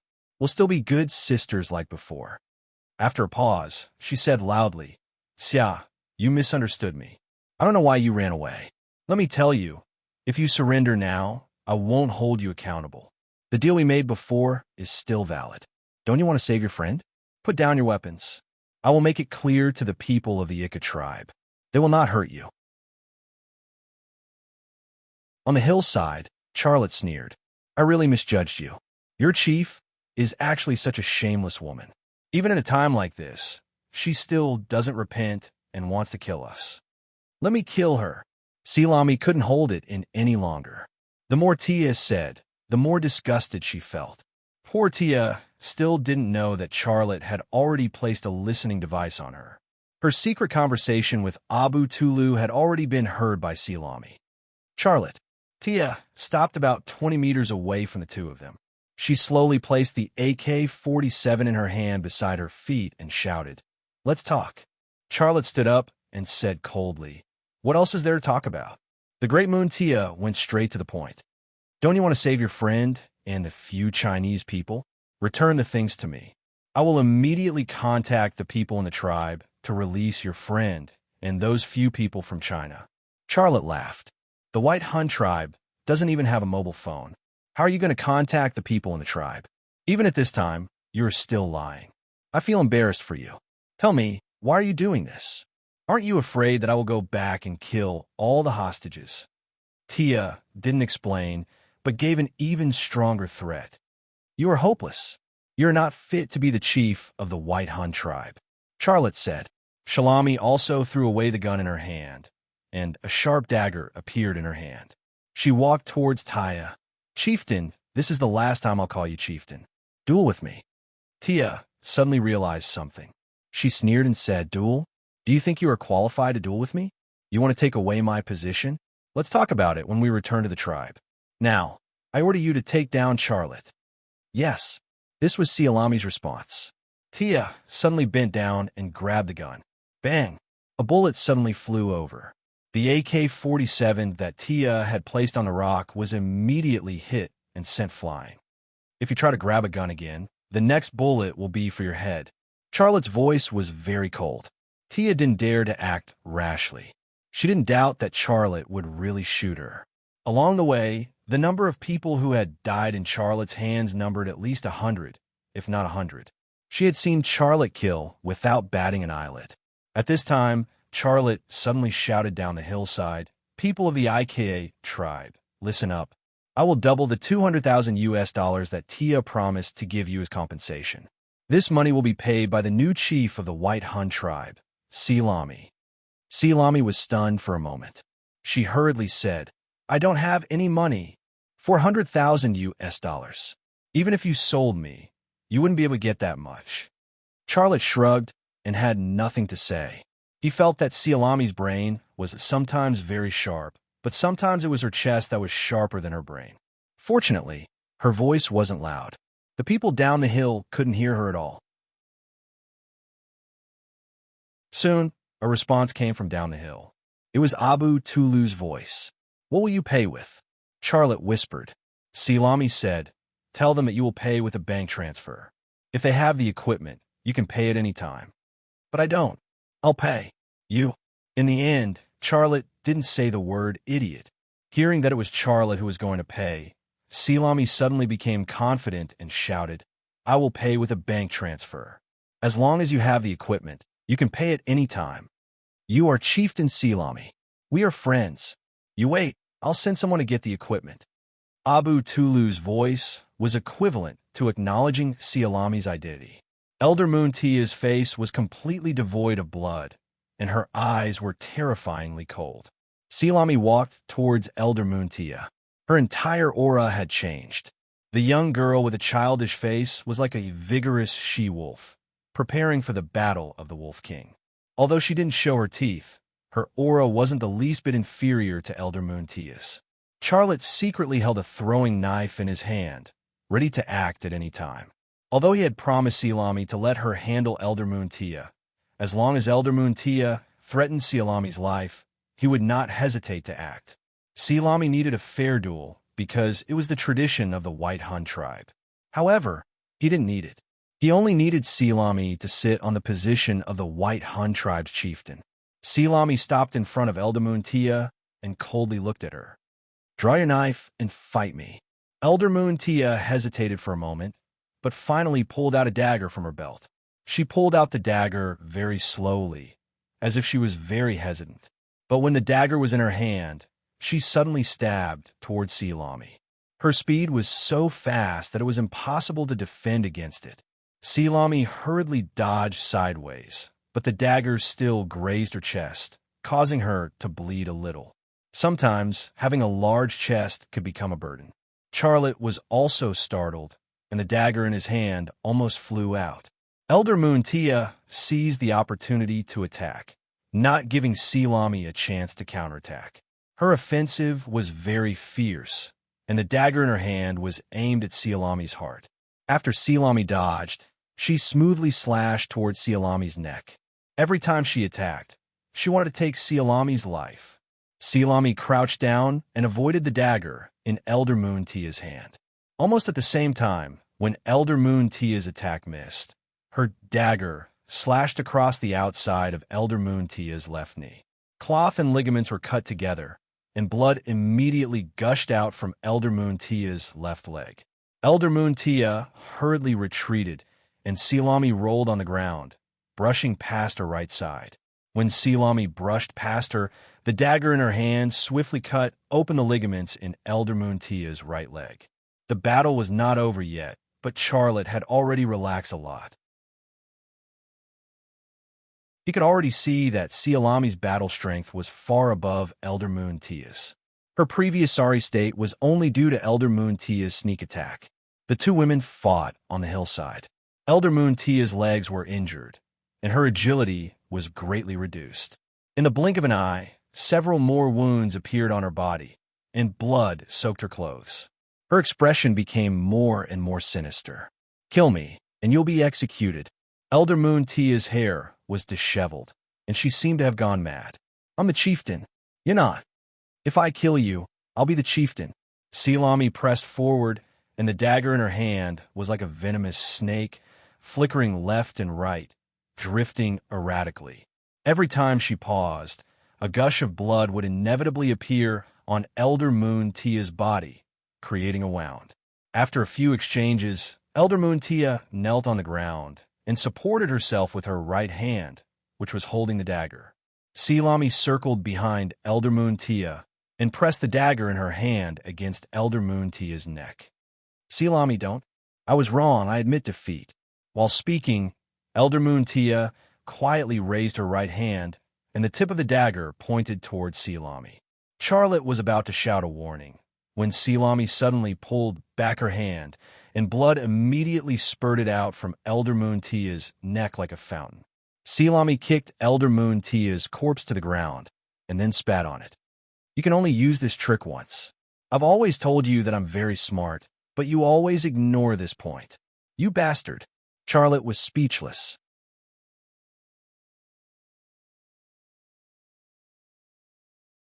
Chapter 337. With the death of Tia Elder Moon, all the problems have been solved. Sialami had become the chief of the White Han, and Charlotte was not worried about the safety of Tang Yuyin, Peaceful, and the China experts. Also, with the permission to explore the ancient ruins, wouldn't Sialami meet his requirements? Now, there was only one problem, and that was the IKA tribe. At the bottom of the hill, Chief Abu Tulu had already climbed up the hill with a dozen people. The tribal armed men were all armed with guns, and each of them looked very vigilant. There was also a tribal armed man holding a piece of white cloth with a branch. It seemed to be a truce to Charlotte and Siarami. No wonder they were so nervous. In the battle just now, Charlotte and Siarami had already scared them. Abu Tulu has so many people with him. What if they attack us? Siarami said with some worry. Xiaolei, on the other hand, appeared very relaxed. Although I've never interacted with Abu Tulu, I can tell that he's a greedy person. Also, your two tribes are not far from each other, and the IKA tribe also relies on you, right? Starting a war is not good for anyone. What's more, I will give them $400,000, which is enough to buy peace. Siarami smiled, showing her teeth. I believe you, but if they dare to attack you, I will kill them all. Her smile pulled at the wound on her chest, and some blood came out of the wound. The towering spherical peak, the bright red wound, it had a bewitching beauty, but also made people feel distressed. And the snow-white skin that was exposed from the torn cloth was full of reverie, and people could not help but speculate about its panoramic view. Xia, when the negotiation is over, help me bandage the wound. Okay. The wound was still bleeding, but Siarami laughed heartlessly. Her melon head seemed to be imagining that scene. No problem, Charlotte said with a smile. He had to please her now. They were both chiefs of the White Hun tribe. Compared to pleasing the scheming Big Moon Tia, pleasing Siarami was too easy for him. At this moment, Abu Tulu had already brought his men to a very close distance, about 20 meters away. Abu Tulu and his men stopped. He and his men were afraid of Charlotte and Shalami, and were unwilling to go any further. We're here. Come down and talk. Abu Tulu shouted to Charlotte and Siarami. Shalami was about to go down when Charlotte pulled her back and whispered in her ear, You stay here and stay alert. I'll talk to them. Shalami's face was full of worry. But Charlotte interrupted her. I know you're worried about my safety, but it's dangerous for the two of us to go together. Also, do you know how to pay for it? Shalami's face suddenly turned embarrassed, and she didn't insist on going with them. Charlotte picked up Taya's AK-47, slung his sniper rifle on his back, and walked toward Abu Tulu. The reason why he picked up Taya's AK-47 was because in close combat, the sniper rifle's firing rate was simply not enough. As Charlotte walked down, Shalami held a rifle with a grenade launcher and stared vigilantly at the armed men of the IKA tribe below, ready to shoot anyone who made any abnormal movements at any time. Therefore, although it seemed that there were two of them, and they were at an absolute disadvantage in terms of numbers, both of them were sharpshooters and didn't fear Abu Tulu and his men. Charlotte stopped in front of Abu Tulu, very calm. Abu Tulu looked at Charlotte, his eyes burning. You're the most courageous person I've ever seen. Aren't you afraid that I'll go back on my word and kill you? Charlotte said indifferently. What will you get if you kill me? Just a corpse. Also, don't forget that Chief Shalami is a sharpshooter of the White Hun tribe. If you make a move on me, she'll be the first to kill you. Chief Abu Tulu, do you want to give it a try? Abu Tulu glanced at Shalami in the distance and said, You've killed a lot of our good men. I can't bring them back to life, even if I kill you. Their children, wives, and parents still need to live, so I won't say much. Pay up. An armed man of the IKA tribe came in front of Charlotte with a laptop and a satellite signal receiver. Unlike the other armed men, he wore glasses and looked like a cultured person.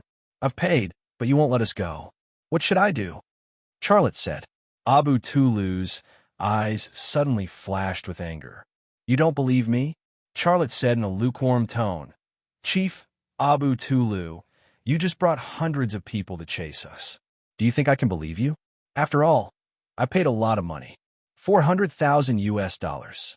Your tribe can't earn that much money from growing poppies in a year, can it? Bastard, how dare you talk to our chief like that? An armed man angrily rebuked Charlotte.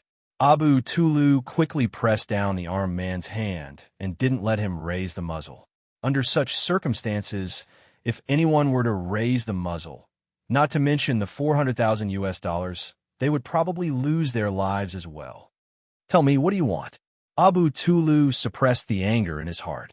"I only have one condition, Chief Abu Tulu," said Charlotte. "Swear in the name of Allah." Abu Tulu didn't seem to expect that Charlotte's condition would be like this. He was slightly stunned and then readily swore in the name of Allah. Charlotte quickly completed the transfer and transferred 400,000 US dollars to Abu Tulu's account. Seeing the new number added to the account, a smile appeared on Abu Tulu's face. "Chinese, tell me, who are you?" "Great Moon Taya has told you some things about me," said Charlotte. "But what I want to tell you is that I'm a businessman and I'm going to invest in the White Hun tribe.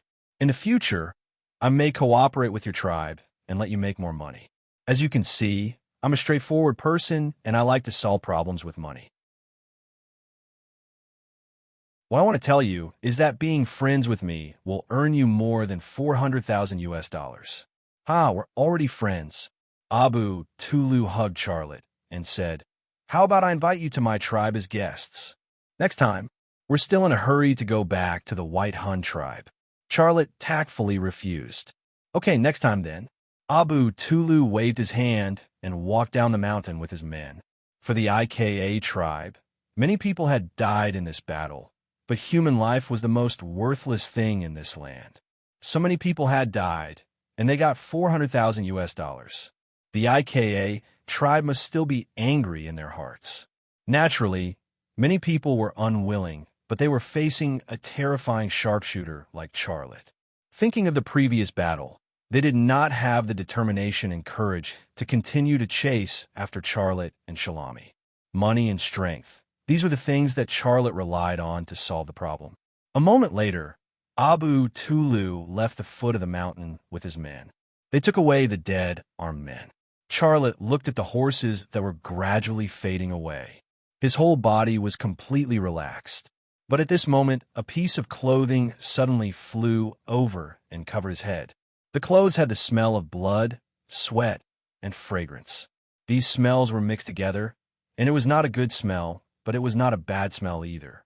Smelling this smell, Charlotte knew that the new chief's upper body must be naked. Gasp! Shalami's gasp came from behind. Charlotte took off her clothes and turned around. Sure enough, Shalami's upper body did not even need a centimeter of cloth. She was bare and white, like a freshly baked bun. The huge size of her chest was exposed to the sun, like two piles of white snow under the sun, giving people a shocking feeling. The wound was in the middle of the right chest. It was not very deep, but it was about 5 centimeters long. Will it leave a scar? Shalami was very worried about this, and she frowned, looking very funny. Charlotte comforted her. "It shouldn't be. Sit down. I'll help you deal with it." Shalami sat on a rock. Charlotte took out a first aid kit from his luggage. He first wiped the blood around the wound with gauze, and then stitched the wound with a needle and thread. In the process, it was inevitable to touch something that should not be touched, and sometimes it was even necessary to stabilize it. Shalami was a lively and active person. "Don't move. If you move, I can't stitch it for you. Won't it be fine if you catch it? It's so big, how can I catch it? Stupid, can't I use 2 hands? Then which hand should I use to stitch your wound?" If he had a choice, Charlotte would rather fight with the people of the IKA tribe than to stitch Shalami's wound. It could have been done in a few minutes, but it took Charlotte a quarter of an hour to finish it. After stitching the wound, Charlotte pressed a hemostatic bag on her chest and then wrapped a bandage. Finally, he threw her coat on her face. "Put it on. We have to find the horse. I'm a wounded person. You help me put on." Charlotte took the coat and put it on Shalami, but Shalami mischievously burrowed into his arms and kissed his lips. Charlotte was slightly stiff, but soon became engrossed. On this land, one could die at any time. So what was the point of indulging? He also knew that Shalami's kiss was tantamount to opening an intimate relationship between him and her, and he also needed this relationship. So no matter what Shalami asked of him, he would satisfy her. After a long time, the two separated, and Shalami said with a smile, "You're mine. Now I'm the chief. No one can stop us from being together." A bitter smile appeared on the corner of Charlotte's mouth. His goal had been achieved, but his heart was full of sadness and guilt. After the mission was completed, he would eventually have to leave this place. How could he and her have a happy ending? Wait for me, I still have something to do, and then we'll go find the horse. Shalami got up and walked over to Tissia's body. As she walked, she pulled out the dagger that killed Tissia. Charlotte looked at her curiously. What do you want to do? Cut off her head. Charlotte was shocked on the spot. What? Instead, Sirami had a carefree look on his face. Without the head of Taya, the great moon, I can't be the chieftain. This is our tradition, so don't worry about it. If you find it disgusting, then don't watch it. I'll go find the horse. Charlotte turned around and left. He really couldn't accept such a thing.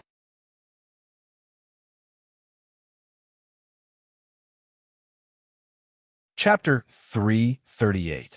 The men in the tribe began to slaughter pigs and sheep in preparation for the ceremony of the new chief's ascension. Charlotte rummaged through the house and finally found an old book in a drawer. The cover of the book was made of animal skin that had been treated with antisepsis, and the leather was covered with a layer of grease. Except for the severe wear and tear on the corners, the rest of the book was still in good condition.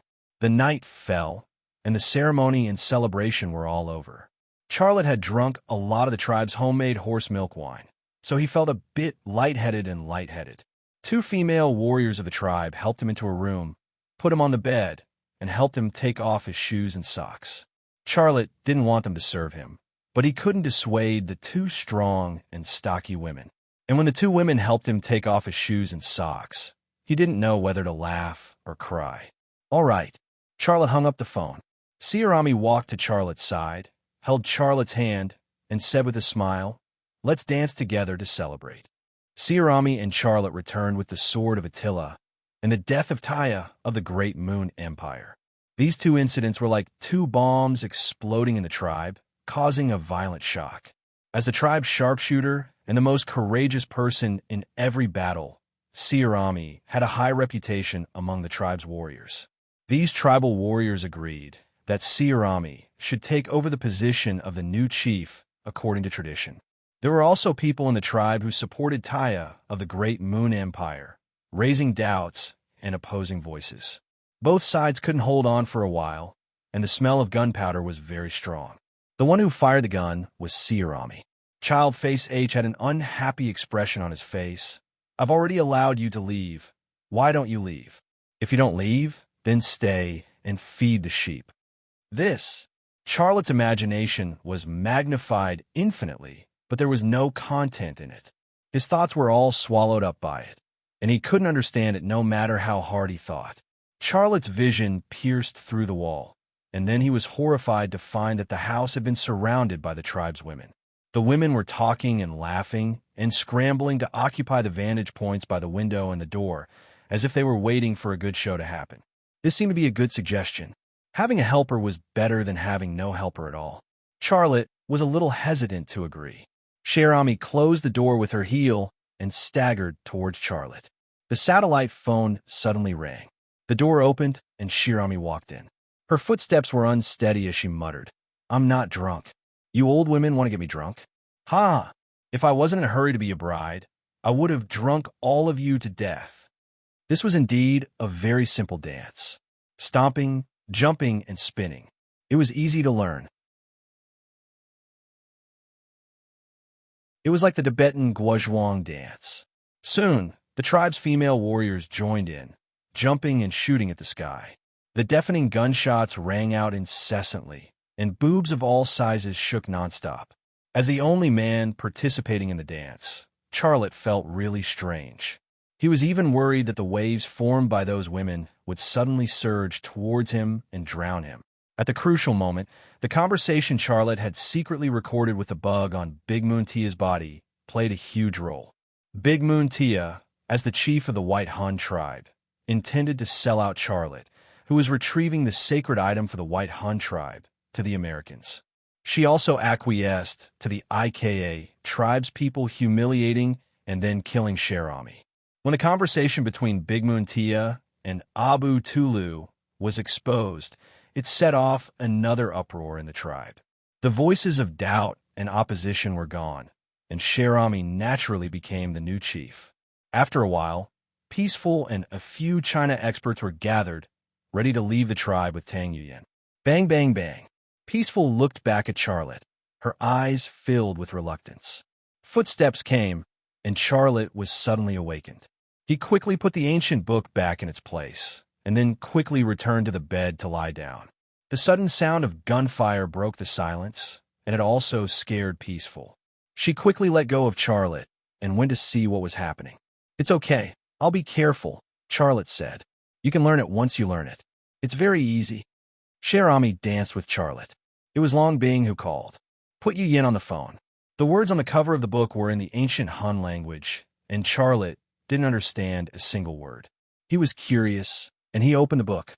The paper of the book was also very old, and the color was yellow, but the words and pictures were still clear. Unfortunately, the words in the book were also in the ancient Han language, and he didn't understand them. "Then I'll stay and finish it with you. This is my specialty, and I can help." After the two tribal female warriors left, Charlotte looked around the room. It wasn't Cherami's room. It was much bigger than Cherami's room, and it was also much more beautiful. Then he found some clothes that Big Moon Tia had worn in the room, as well as some things that she had used. This was Big Moon Tia's room. Outside the room, the sound of footsteps could be heard, like that of sheep passing by. Charlotte used the satellite phone to report the progress of the mission to Sherborne. "Let's go." Tang Yuyin reacted quickly. She grabbed Peaceful and turned to leave. Suddenly, his eyes locked onto the picture of the palace. His left eye twitched. A picture hidden in the tiles was magnified, and it entered his vision. He saw the picture hidden in the tiles, and he was shocked. Charlotte handed the satellite phone to Tang Yuyin. "It's Long Bing. She's looking for you." Xiaolei was embarrassed by Peaceful's hug. He noticed that Tang Yuyin was looking at him strangely, as well as the white Han women around him, who were also looking at him strangely. In this tribe, everyone knew he was the man of the new chief, Cherami. Peaceful was hugging him, so the women were curious about their relationship. There were many white Han women watching, but Charlotte wasn't worried that they could understand Chinese. He said, "I'm going to stay and finish the job you guys haven't finished yet." Peaceful felt wronged, but she thought what Charlotte said made sense. She felt conflicted. "Charlotte, be careful. Tang Yuyin will take people and leave the White Han tribe. They will wait for our plane at the designated location. Leave a satellite phone and keep in touch. Once the mission is completed, retreat immediately." It was Long Bing's voice. Xiaolei thought about it and felt relieved. Shelami was now the chieftain, so of course, she could no longer live in the shabby little house from before. She would naturally live in the former chieftain's house, which was also a symbol of her status. Charlotte smiled and said, "What dance? I don't know how to do it." "Okay, I'll get ready. I'll be at the designated location in 6 hours, Tang Yuyin said. She then handed the satellite phone to Charlotte. "Take care. I'll see you at home." Charlotte looked at him. Then, Charlotte saw a hand-drawn map in the book. He looked at it and was surprised to see that the hand-drawn map was a map of the ancient ruins. There were walls, palaces, and streets. There were also warehouses where weapons were stored, as well as places where soldiers lived and trained. Tang Yuyin suddenly came forward and gave Charlotte a tight hug. "You're not leaving?" Hearing Charlotte tell her he wasn't leaving, Peaceful looked at Charlotte with shock. 3 days later, in the White Hun tribe, imagination was powerful and plentiful, but reality was miserable and bony. That was why he was still in bed. She was a delicate woman, and Xia Lei was a head taller than her.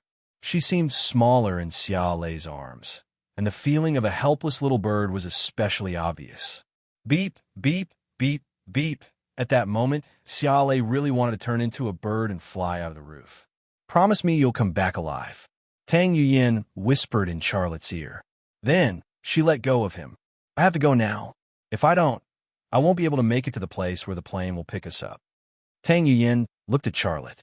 Her eyes looked like she didn't want him to go. Along the way, the two of them had been through life and death. Some embarrassing things had happened. Those were precious memories that were hard to forget. Tang Yuyin took a few experts with her and left the river. They slowly faded out of sight. "You have to come back." Peaceful suddenly gathered her courage and crawled into Charlotte's arms. Her soft hands hugged Charlotte's waist tightly. But how can I not worry about you being here alone? Big Moon Tia's head was placed in a wooden coffin. An old horse was buried with her. The Hun were people who lived on horses. After the Hun died, they buried their horses with them. It was a symbol of their identity and status. Although Big Moon Tia had been killed by Salami, and her head had been cut off, her funeral was very grand. I can stay and help you. After we finish that job, we can leave together, Tang Yuyan said. Charlotte looked at Tang Yuyan. Unfortunately, he couldn't hear Long Bing's voice on the satellite phone. He could only hear Tang Yuyan's voice. Charlotte waved his hand and told her to leave. Charlotte had a wry smile. This is what your godfather wants. Get ready. Take peaceful and leave. Long Bing and your brother will pick you up. As for me, don't worry about me. After I finish the job, I'll go back. Tang Yuyan took the satellite phone and talked to Long Bing. Next to her, Tang Yuyan frowned. Then, she had a wry smile on her face. She had hugged Charlotte earlier. Now, the archaeology female doctor had done the same thing. She suddenly remembered the lyrics of an old song. How many good sisters do you have? Don't be silly. Go back. I'll be fine. I'll come find you when I get back. Charlotte's tone was much softer. The women in the tribe had gloating smiles on their faces. They obviously knew why the new chief was angry. The new chief only had one man, so how could she allow other women to hug him?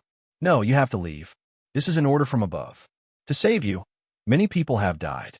Everything has been arranged. If you don't leave, the plan will be messed up. Do you want to get into trouble and have someone save you again? Charlotte's tone was very serious. Charlotte nodded. Yes, this is your godfather's order. Only I can do this. I have to do it. Charlotte came back to his senses. He nodded. The strong arms, the warm and soft pressure, and the fragrance made Charlotte a little nervous. He didn't know if he should reach out and hug her waist. The higher-ups want us to go back, and you to stay. When Charlotte ended the call with Sher Boren, Tang Yuyan said something. Her eyes were full of worry. The pattern was made up of 2 letters. A. Are you staying to finish the job that Peaceful and the others didn't finish? Tang Yuyan was very careful, so she guessed the right place.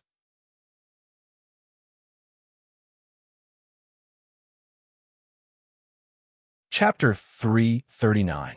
Charlotte pretended to close his eyes, snoring sounds coming from his mouth. He pretended to be asleep, and even he himself thought that he was asleep. It was very realistic. However, Shalami came over and pressed him under her body without any regard for the consequences. His mouth was messy, his hands were messy, and his whole body was messy. In less than a minute, Charlotte couldn't pretend anymore. He opened his eyes and said, "You're drunk. Go to sleep." Sirami giggled and said, "Do I look drunk to you? You're pretending to be drunk?" Charlotte's jaw almost dropped to the bedsheets.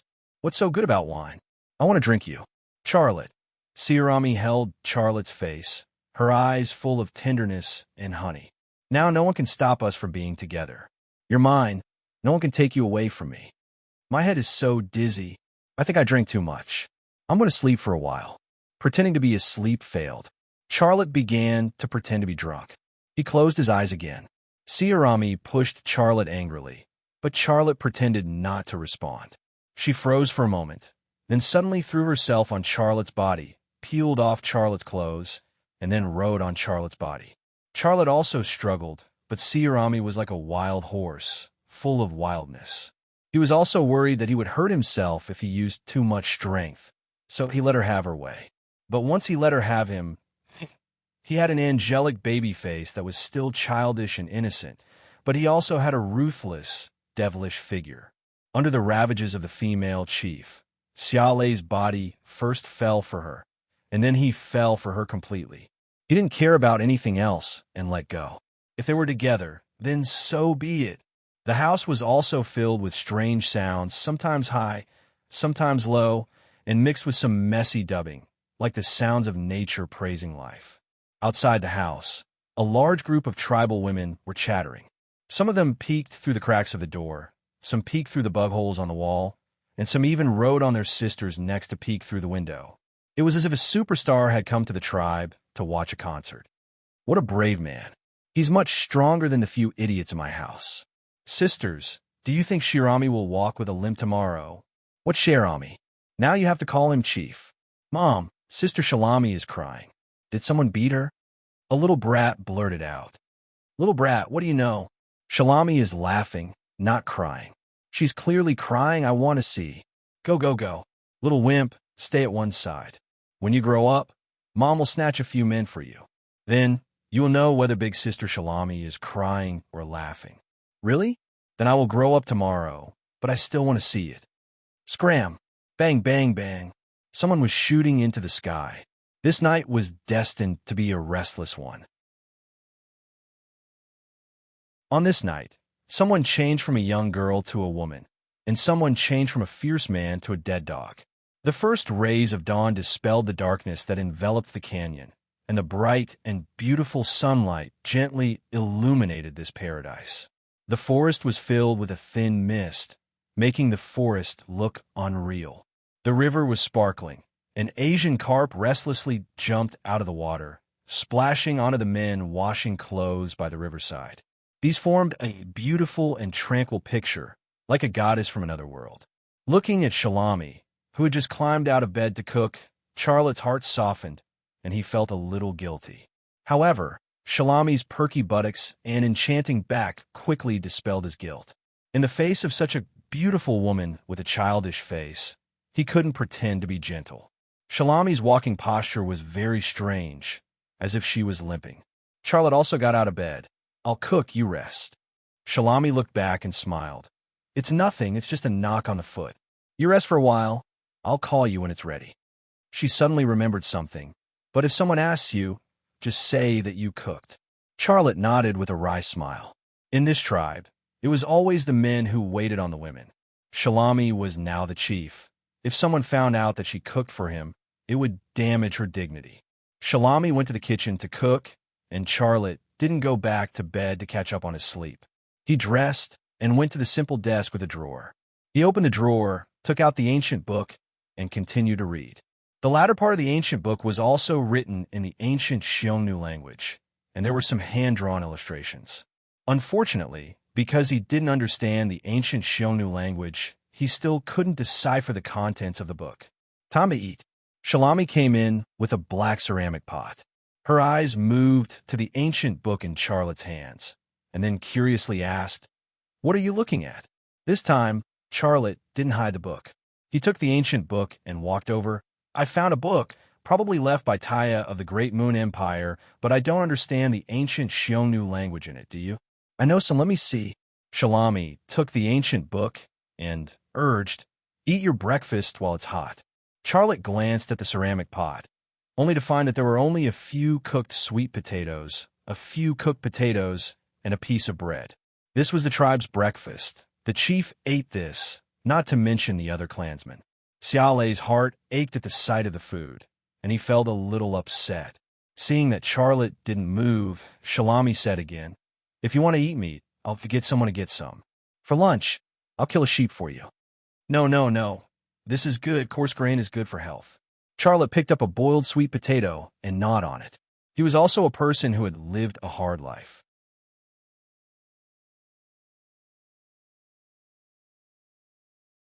Shalami smiled very sweetly, eating the sweet potato that Charlotte fed her, looking very happy. "Tell me quickly," Charlotte urged. "My grandmother." She didn't finish her sentence and unexpectedly choked. Charlotte quickly patted her chest to help her swallow. When he patted, the thing that was patted rippled exaggeratedly, creating a beautiful ripple. As a result, the relationship diagram in his mind became a picture of two circular objects, making him not know whether to laugh or cry. The book says that White Horse Tomorrow City was built by Princess Yomei. It took 10 years for her to die in this city, but there is no record of her grave. The book says it's ominous, but no one knows. Why did Princess Yomei come here to build a city? Charlotte's heart was very strange. Shalami shook her head. I asked my grandmother the same question before. My grandmother said it was because of love. She fell in love with a prince of our Hun tribe, but in the end they couldn't be together. It's a sad and beautiful love story, but I don't believe it. The story of a princess and a prince is the most unreliable. Charlotte didn't think so. Many historical events, what is written in the history books is not necessarily true, because history is written by the victors. On the other hand, folk legends were not necessarily false, because many folk legends were actually the truth of historical events. Shalami, can you do me a favor? Translate this book into Pashto. I want to have a look. Charlotte was not satisfied with Shalami's sloppy translation. He wanted to know more. He needed to find more clues.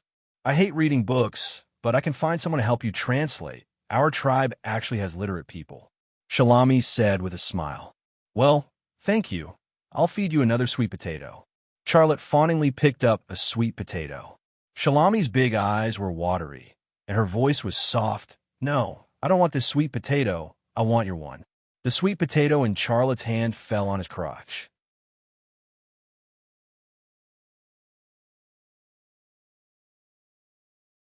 Chapter 340. Sunlight sprinkled on the road. Every ray of sunlight was like a dancing fairy, dancing among the trees, the water, and the people. Chief, are you walking with a limp? Your walking posture is so weird.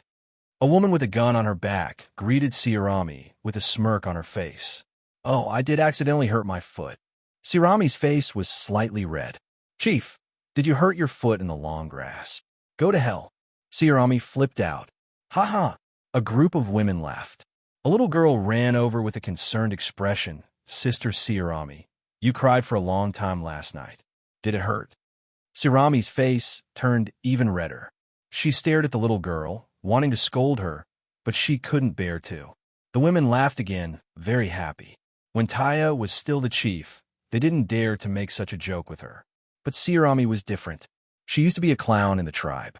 Many women watched her grow up, so they dared to make such a joke with her. Charlotte naturally became the target of ridicule. Those women teased him, saying all kinds of things. He didn't like such jokes, but he didn't mind, let alone get angry. He felt that the women in the tribe had a kind of simple and natural aura, which made people feel close to them. After a while, Charlotte and Sirami rode their war horses, accompanied by several tribal women warriors, towards White Horse Tomorrow City. After solving the problem of Taya, Charlotte didn't need to build the hydropower station to explore the ancient city. In fact, he had exchanged a sweet potato with Sirami for this permission during breakfast. The horses galloped through the forest, and the mist gradually dissipated in the sunlight. The equipment will probably arrive in a few days, and then I'll build the hydropower station for you, Charlotte said loudly. He deliberately let the few tribal women warriors who followed Sirami hear his voice. In addition, I'm going to invest in you, so that you can live a rich life. Can we eat mutton every day? A female warrior asked. Charlotte laughed. Of course, not only can we eat mutton every day, but also beef, flour, and rice. Wow. Can I have some sanitary napkins? Poochie. Charlotte almost fell off his horse. Xia, in order to help us with the sword of Attila, you have already paid so much, we can't use your money anymore. Serene said to Charlotte. Charlotte smiled. I didn't spend it for nothing. You have to repay me. I plan to build modern breeding farms and clinics for you. In addition, I also plan to build a handicraft factory here. You guys will produce traditional handicrafts with high added value. I will help you sell them, and we will split the profits. What do you think? How much could he earn by selling handicrafts? He didn't really care about this small profit, but he didn't want Salami and the people here to think that he was giving them charity. Sure, Sharami was a careless woman. She didn't think too much about it. Charlotte's plan filled her with longing. Can I exchange it for a gun after selling it? But we are short on guns and ammunition. A tribal female warrior also said, yes, change to guns. Without guns and ammunition, we will be bullied by other tribes. We want to protect our territory and protect our people. We need better guns and ammunition. Charlotte thought for a moment and said, why wait until then? Why go back tonight? I'll make a phone call and ask them to send you some weapons and ammunition by air. Really? That's great. Shirami shouted excitedly. Several tribal female warriors were also very excited. They looked at Charlotte with eyes full of respect. Charlotte had found the sacred sword of Attila for the White Hun tribe. He had become the man of the tribal chief. He was going to build hydropower stations, farms, breeding farms, and even send weapons and ammunition to the tribe. There was no doubt that the tribe had already regarded him as an indispensable member of the tribe. Bringing Whitehorse to the ruins of Tomorrow City, Charlotte whispered a few words to Serene. Serene then arranged several female warriors to guard the periphery, and then she led Charlotte into the ruins. This arrangement was obviously Charlotte's idea. He didn't want people to know what he was looking for. Of course, Serene was an exception. Putting aside the fact that he trusted Serene very much, just the fact that Serene was easy to fool, he didn't mind bringing Serene along to search for treasures. This seemed to be one of the cute things about childish Face H. After entering the ruins, Charlotte took out the compass from a Ming dynasty and walked forward in the direction indicated by the compass. This was the first time he used this compass, and his heart was filled with amazement. This compass didn't have a complex structure or electronic components, nor did it have a satellite support, but it could always adjust its direction with his steps, always pointing to the same place. It wasn't a compass, nor was it magical and exquisite like a compass. It's like a compass, I didn't notice it before. Serene looked very curious. Charlotte casually said, "It's not a compass. It's a compass from ancient times. It can guide me to the place where the treasure is hidden. With it, we can find the treasure." "I like it," Serene muttered. Charlotte laughed and said, "Why do you like it?" "It's because of it that we're together.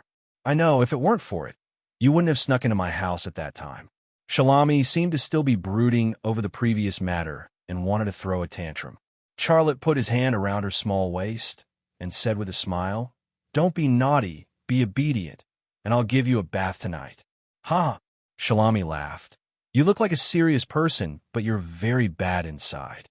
Charlotte's hand left her small waist and patted her pert buttocks, not too lightly, but not too heavily. A crisp paw sound rang out, and childish Face H's perky buttocks immediately rippled beautifully. The sound also echoed in the empty ruins, giving off a strange feeling. Serene coquettishly rolled her eyes at Charlotte, and then ran to a stone. Charlotte curiously asked, "What are you going to do?" "Go to the bathroom. You're not allowed to peek." Serene squatted behind the stone. Charlotte speechlessly looked at her, looking at the stone that was only 1 foot high. His mind couldn't help but have a question. Didn't she know to find a bigger stone? Such a small stone, and she still told him not to peek. Wasn't she deceiving herself and others? The sun was dazzling, the stone crouching in the grass, and the snow-white legs. In this vicissitudes and sacred ancient ruins, this picture didn't feel the slightest bit out of place. It was so natural, so beautiful and attractive, full of artistic elegance. "You're not allowed to peek," Serene rebuked, her baby face blushing. Charlotte shrugged and turned around. "Ah, snake!" Serene screamed. Charlotte rushed over and nervously said, Where? Ha ha ha, I lied to you." Xiaolei suddenly recalled that Taya of the Great Moon Tribe had once said that Sirami was an expert in catching snakes in the tribe, and that she liked to put the snakes she caught into other people's beds. He had forgotten about this in his haste just now. "You're not allowed to peek. Shameless. Don't tease me like this." Charlotte curled up the corner of his mouth, then raised his foot and gently kicked her, but Serene grabbed a handful of grass and threw it at Charlotte. Passing through the rubble, Charlotte and Serene arrived at the center of the White Horse's Tomorrow City. In front of them was a large expanse of huge stones and incomplete statues. Its area was at least more than 1,000 square meters. Although there were only pieces of stones left, it was not difficult to imagine its majesty at that time. In Charlotte's mind emerged the map from the ancient book, and he soon determined that the ruins in front of him were the palace of the White Horse's Tomorrow City. He glanced at the compass in his hand, and the needle of the compass continued to point to the east. "I don't want to discourage you, but I don't know how many treasure hunters have come to this place with those strange treasure hunting instruments, but in the end they found nothing and even became our slaves. We also dug it ourselves, but found nothing. What can a compass in your hand find?" Serene was not optimistic at all. Charlotte did not speak. He continued to walk east with the compass in his hand. This time, when he walked 20 meters forward, the needle of the compass in his hand suddenly trembled. He immediately moved to the left and right and retreated. Once he left that area, the needle of the compass went straight down again, only pointing in that direction.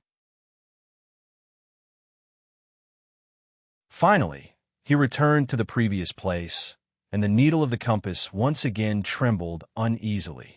Charlotte carefully looked at the situation under his feet, and his brows suddenly wrinkled. Under his feet was the foundation of the palace, paved with huge stone tiles and covered with a large number of stones, rubble, and so on. The amount of earth on the ground was at least more than 1,000 square meters. And this was only on the ground, not including the underground. There was no doubt that this would be a huge project. Did you find anything? Serene came over and curiously looked at the compass in Charlotte's hand. Charlotte said, "I'm not sure. Help me get the shovels, iron rods, and other tools on the horse. I'm going to dig here." Charlotte had already prepared the shovels, iron rods, and other tools in advance for treasure hunting. They were on the horse he rode. "I'll give them to you right away." Serene turned around and ran to the place where the horse was tied. As soon as Serene left, Charlotte took out his satellite phone and made a call. "Boss, sure, I've found the place." Charlotte went straight to the point. "But the ground is covered with a large number of stones, and I don't know how deep I have to dig. This is a big project, and I'm afraid I need more time." "Hurry up. It's not safe for you to stay there." Sherboran's voice was heard. "What do you need? We've prepared everything in Pakistan, and we can airdrop it to you as soon as tomorrow night." "Boss, sure, please write down the things I need," said Charlotte. "No problem, just say it." "The generator set for a small hydropower station, 100 rifles, 100,000 rounds of ammunition, 10 sniper rifles." "Wait, what do you need so many weapons and ammunition for?" "This is what the White Hun tribe wants. Without these weapons and ammunition, will they allow me to dig for treasures in their ancient ruins?" "All right, I'll give it to you. What else do you need?" "The tools for digging for treasures must be small, advanced, and it's best if I can operate it alone. In addition, prepare $2 million in cash and airdrop it to me." "Boss, sure, don't worry. I'll pay for it. The Bureau doesn't need to pay for it." "Then there's no problem." "All right, I'll keep in touch." Charlotte hung up the phone. Serene was running towards him with an iron rod and a shovel in her hand. As she ran, her chest swayed back and forth, giving people the feeling that they might fall at any time due to the weight. They were filled with worry. "I'm back," Serene shouted, holding the shovel high. A second later, her foot suddenly tripped on a stone, and then her whole body flew up and fell heavily to the ground. Her chest was the first part to hit the ground. Charlotte couldn't bear to watch and covered his eyes.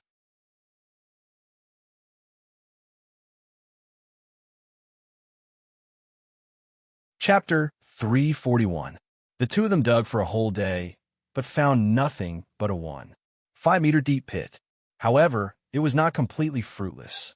In the pit they dug, the frequency of the compass needle's trembling was obviously higher than when it was on the ground.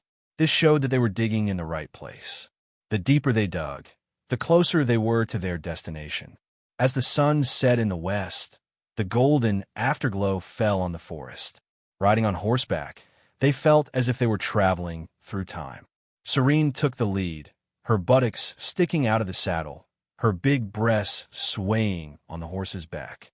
Her laughter echoed through the forest in the haze of light. Charlotte looked at her.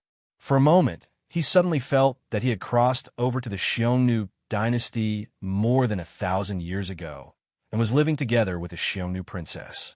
However, Serene would never become a noble princess, and he would never be able to cross over to the world more than 1,000 years ago.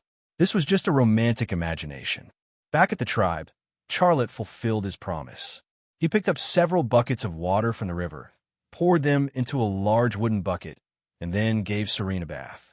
At first, Serene was bathing alone.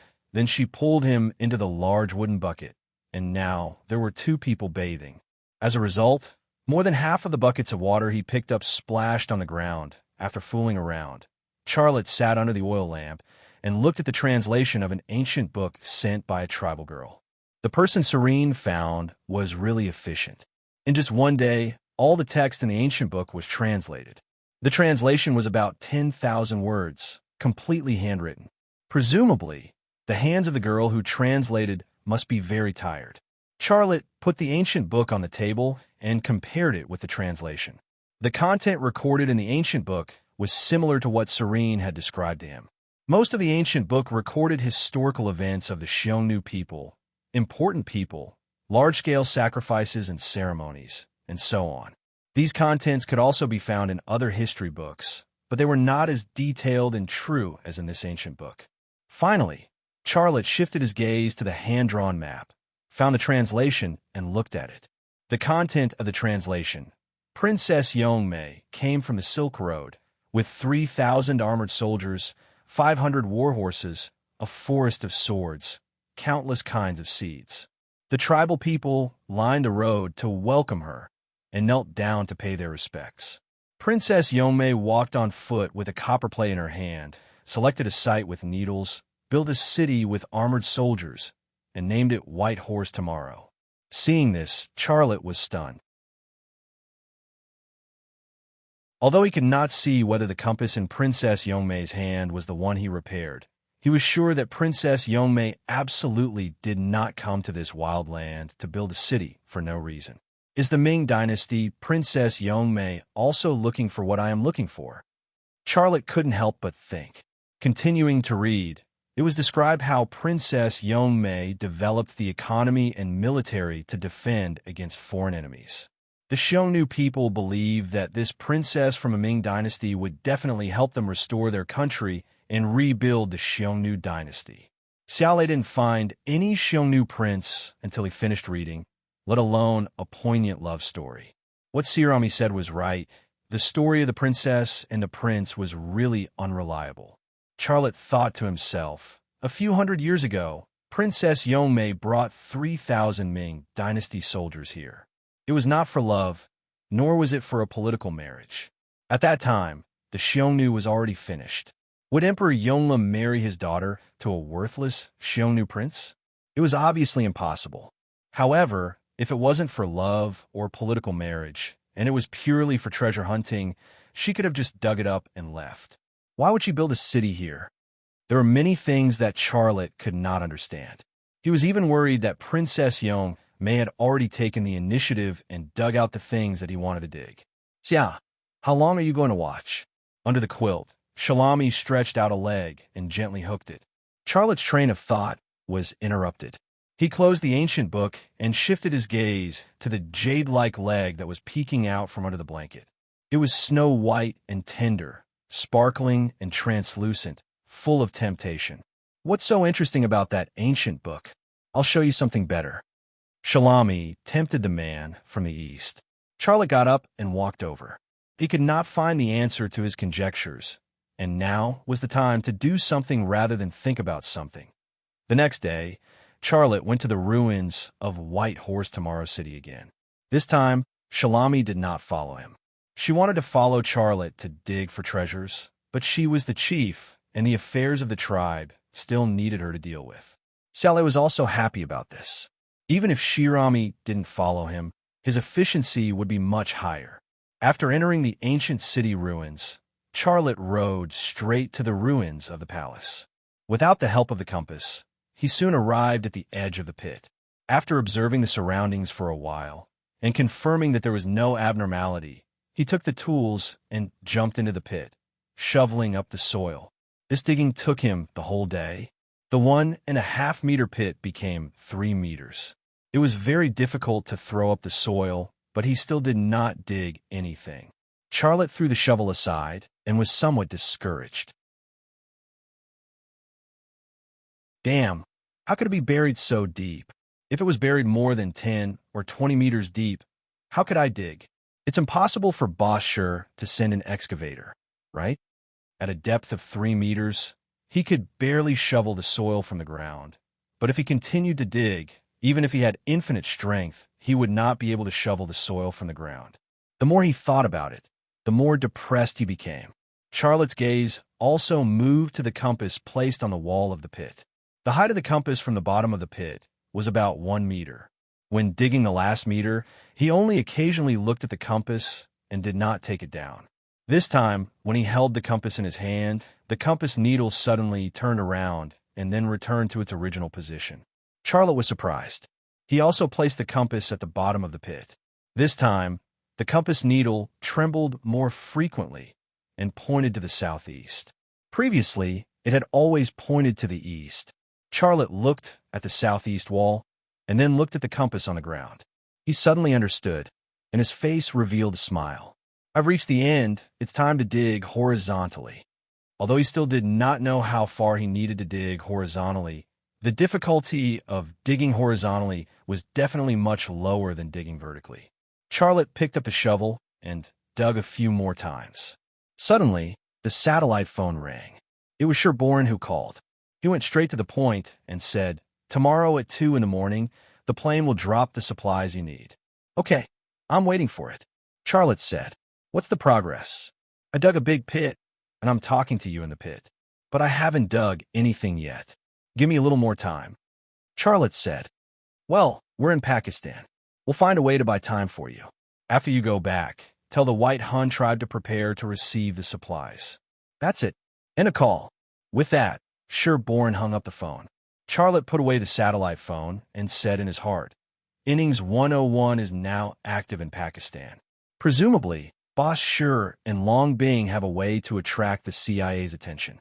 No wonder it's so quiet here. However, this is not a long-term solution. I still have to dig up the things as soon as possible and leave here." At the thought of leaving, Charlotte naturally thought of Serene, and his heart inevitably felt sad. Although he and Serene weren't together because of love, but once that kind of relationship happened between a man and a woman, even if it wasn't love, there would still be intimate feelings. Moreover, he felt that he owed Serene. Therefore, he asked for supplies to the White Hun tribe, and even gave the White Hun tribe $2 million in cash out of his own pocket. He actually wanted to make it up to Serene and the White Hun tribe in this way. Back at the tribe, Charlotte told Serene about the plane dropping supplies at 2 o'clock in the morning. Serene immediately gathered the men and horses to prepare. All the ox carts in the tribe were gathered, and several places suitable for the airdrop of supplies were lit up with bonfires to be used as signal lights.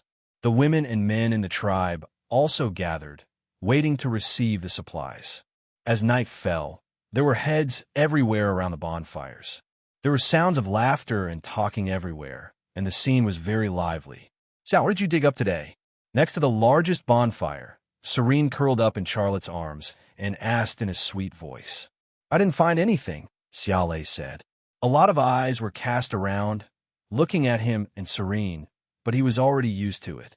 The night of his and Serene's big wedding was equivalent to a live broadcast. He had already experienced that kind of big scene, so why would he care about the small scene in front of him? "I told you long ago that there were no treasures, but you didn't believe me." Serene suddenly thought of something and said nervously, "If you can't dig up anything, will you take back the things you gave us?" Charlotte laughed and said, "I'm not a child. How can I take back what I gave away? Don't worry, I really want to help your tribe. Even if I can't dig up a single hair in the end, I won't ask you for anything." After a pause, he moved closer to Serene's small ear and bit her earlobe, saying, "I'm doing this because of you. If it weren't for you, I wouldn't be so stupid as to give you so many supplies for nothing." Serene giggled, looking full of happiness.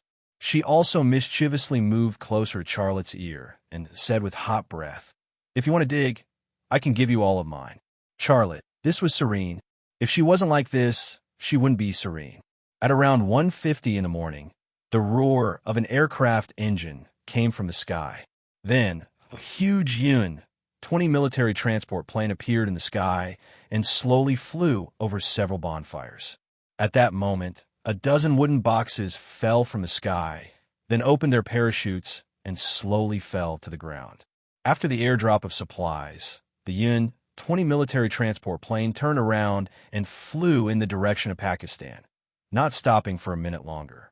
Several boxes of supplies were quickly collected into a pile, and Serene had people open all the wooden boxes. The supplies that Charlotte had requested were all in the wooden boxes. There were 100 of the latest Russian-made AK-12 assault rifles and ammunition, as well as 10 domestically produced sniper rifles and ammunition.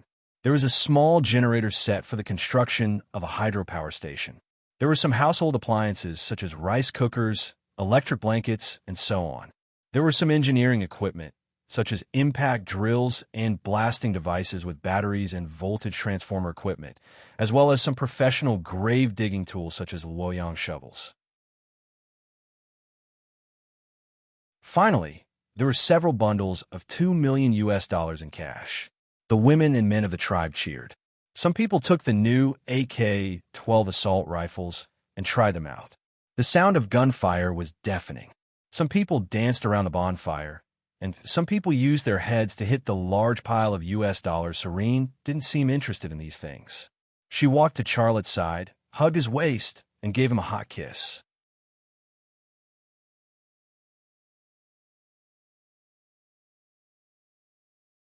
Chapter 342. The equipment needed to build the hydropower station arrived, but Charlotte couldn't personally build the hydropower station for the White Hun tribe. In that case, he didn't know how long he would have to stay here before he could return home. Putting aside the fact that he couldn't afford to waste so much time, he couldn't afford the risk of being discovered by the CIA. However, with the equipment and the $2 million that Charlotte gave, it was easy for the White Hun tribe to build a small hydropower station. In Afghanistan, money could even buy one's life, let alone the relevant technical personnel. What's more, building a hydroelectric power station only needed to dig a side canal, build a dam on the side canal, install a generator set, and then open the side canal and the main canal to divert water. In fact, it wasn't a complicated matter. Charlotte told Sirami the plan to build the hydropower station. Sirami didn't even think about it and nodded in agreement. She didn't express it in words because her small mouth didn't have the time to speak. Early the next morning, Sirami led a large group of tribal female warriors to test the gun, while Charlotte went to the ruins of White Horse Tomorrow City alone. This time he took a horse and brought all the tools he would need. With the tools from 101 innings, Charlotte's digging speed was significantly faster. He dug horizontally. He left some of the soil in the pit and laid it diagonally to build a slope. The excess soil was transported from the slope to the ground. On this day, he dug 5 meters horizontally. A tunnel appeared in the original pit, and it was big enough for him to walk in while crouching. The tunnel he dug was also very meticulous.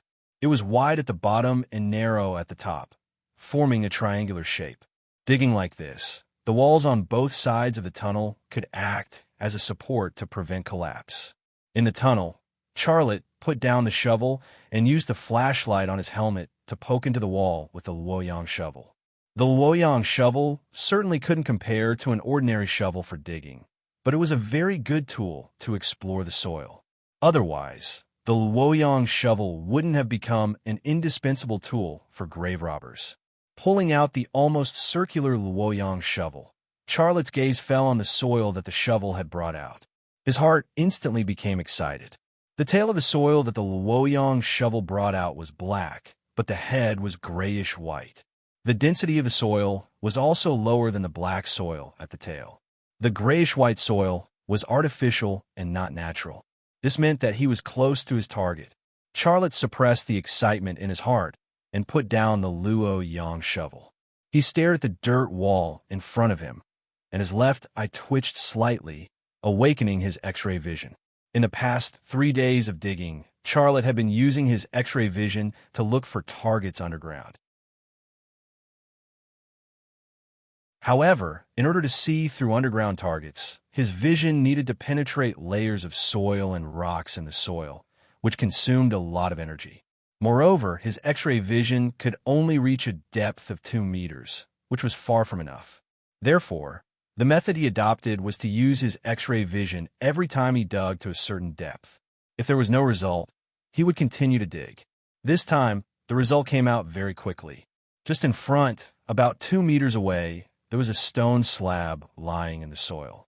Charlotte moved his X-ray vision horizontally, and then he saw several other stone slabs. They were placed vertically, one next to the other, and looked like an artificial stone wall of a passage. What's in the passage? What does it lead to? Charlotte's heart was filled with curiosity. He then tried to use his X-ray vision on the stone slab, but this time he did not succeed. The stone slab happened to be 2 meters away. His vision penetrated through the 2-meter-thick soil to see the stone slab, but he could no longer see through the stone slab to see what was behind it. Charlotte ended his X-ray vision, then picked up the shovel and prepared to dig inside. "Sia, where are you?" "Outside the pit," Sialami's voice came. "I'm inside," Charlotte responded, then climbed out. When he came out, he found that the sky was already very dark. "Did you dig anything?" Siale shook his head. "I didn't find anything. Come back tomorrow. It's getting dark. Let's go home for dinner." Sialami said with a smile, "I slaughtered a sheep and stewed it in the pot. We can eat it when we get back." "Why did you slaughter a sheep?" "It's so extravagant.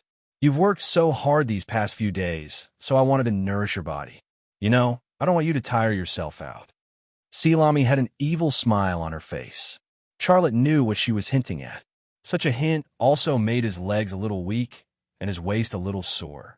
There was an old saying that women were fields and men were cows. There were always only cows that died of exhaustion, and there was never a field that was broken by plowing. This old saying could not be more appropriate to describe his current situation. In the face of the fertile land of Sialami, he felt a little powerless as an ox. Charlotte threw the shovel into the tunnel and was too lazy to pick up other tools. He climbed up the slope he had built. "Is it okay to put things here?" Charlotte said. "No problem. No one will come to this place." Sialami took Charlotte's arm. "This place is our sacred place. Besides you, if anyone else dares to come in, they're dead." "Well, then I'll leave the tools here. I'm too lazy to pick them up again tomorrow. Sorry for the trouble." Charlotte and Sialami walked and chatted, gradually going away. Just after Charlotte and Sialami left the ruins, a figure quietly came out of the woods. Her head was covered with a black headgear, and her body was also wearing black tights. Her body was curvy, and she was tall with long legs. She was very sexy. Her face couldn't be seen, but judging from her height and figure, she wasn't an Afghan woman, but a Western or Eastern European woman.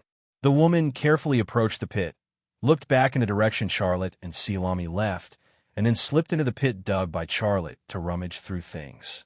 After rummaging for a while, she sighed in disappointment and said to a micro-communicator, "No, the compass isn't here." "He took it." A man's voice came from the communicator. "If he took it, then forget it. Come back, don't stay long. Pay attention to removing your traces. He's mature, he'll find out." The woman smiled bitterly. "I told you earlier, he wouldn't put the compass there. He's not a forgetful child." "Right, how far did he dig?" The man's voice said. The woman said, "The vertical pit is 3 meters deep, and the horizontal tunnel is..." The woman moved closer to the entrance of the tunnel and shone a flashlight, then said, "The tunnel is 5 meters deep, but there's nothing. I don't know how deep he has to dig. I think he's under a lot of pressure." "Okay, I got it. Come back." The man cut off the communication. The woman didn't leave immediately. She took out a pocket-sized camera and took a few pictures of the tunnel that Charlotte had dug. Then she returned to the ground and took a few pictures of the pit and the surrounding environment. After taking the pictures, she carefully cleaned up all the traces she had left behind, then disappeared into the night. In the tribe, Charlotte was also taking pictures of the ancient book with a camera provided by 101 Innings. "Why are you taking pictures of it?" "It's just a stupid book," Sialami said casually. "If you like it, I'll give it to you." "Really?" Charlotte was very excited. Although he already knew the contents of the ancient book, he wanted to take the contents of the ancient book back to show Peaceful. Peaceful was an expert in this area, and she might be able to sort out some important clues that he didn't know. So he took pictures of the ancient book. Of course, he was happy that Sialami wanted to give him the ancient book. Studying the real thing was much better than studying pictures. What's real or fake about it? Even I am yours in this house. Do you think I can't bear to part with a book that no one reads? Sialami's tone was full of wastrel. Charlotte smiled. Then I'll accept it. When I finish studying it, I'll send it back to you. Up to you. You can take pictures of me. Take pictures of you? Yeah, I've never taken a picture in my life. Silami winked at Charlotte with her big eyes. Take those bad pictures of me. You want to take them too? I'll keep them to look at. Charlotte, Silami's handmade pajamas slid silently to the wooden-laid floor. She had a childlike face and a snow-white body. She was a natural stunner. Click, click, click. In the exotic wooden house, the lights of the camera kept flashing, and Silami's posture kept changing. Early the next morning, Charlotte rode his horse to the ruins of the White Horse Tomorrow City. Arriving in front of the pit, he jumped down from the horse's back and then subconsciously rubbed his sore waist. His face was full of a wry smile. I hope it's done today. If I stay here any longer, I'll probably die of exhaustion. She's simply a juicer. Charlotte tied the horse to a stone and then went down the pit. Just as he was about to get into the tunnel, his eyes suddenly stopped on a piece of ground next to the tunnel. There was a faint trace on the ground, which looked like the footprints of an animal. Charlotte's heart was full of vigilance. His left eye twitched slightly, and the trace left on the ground was suddenly magnified by him, becoming incomparably clear.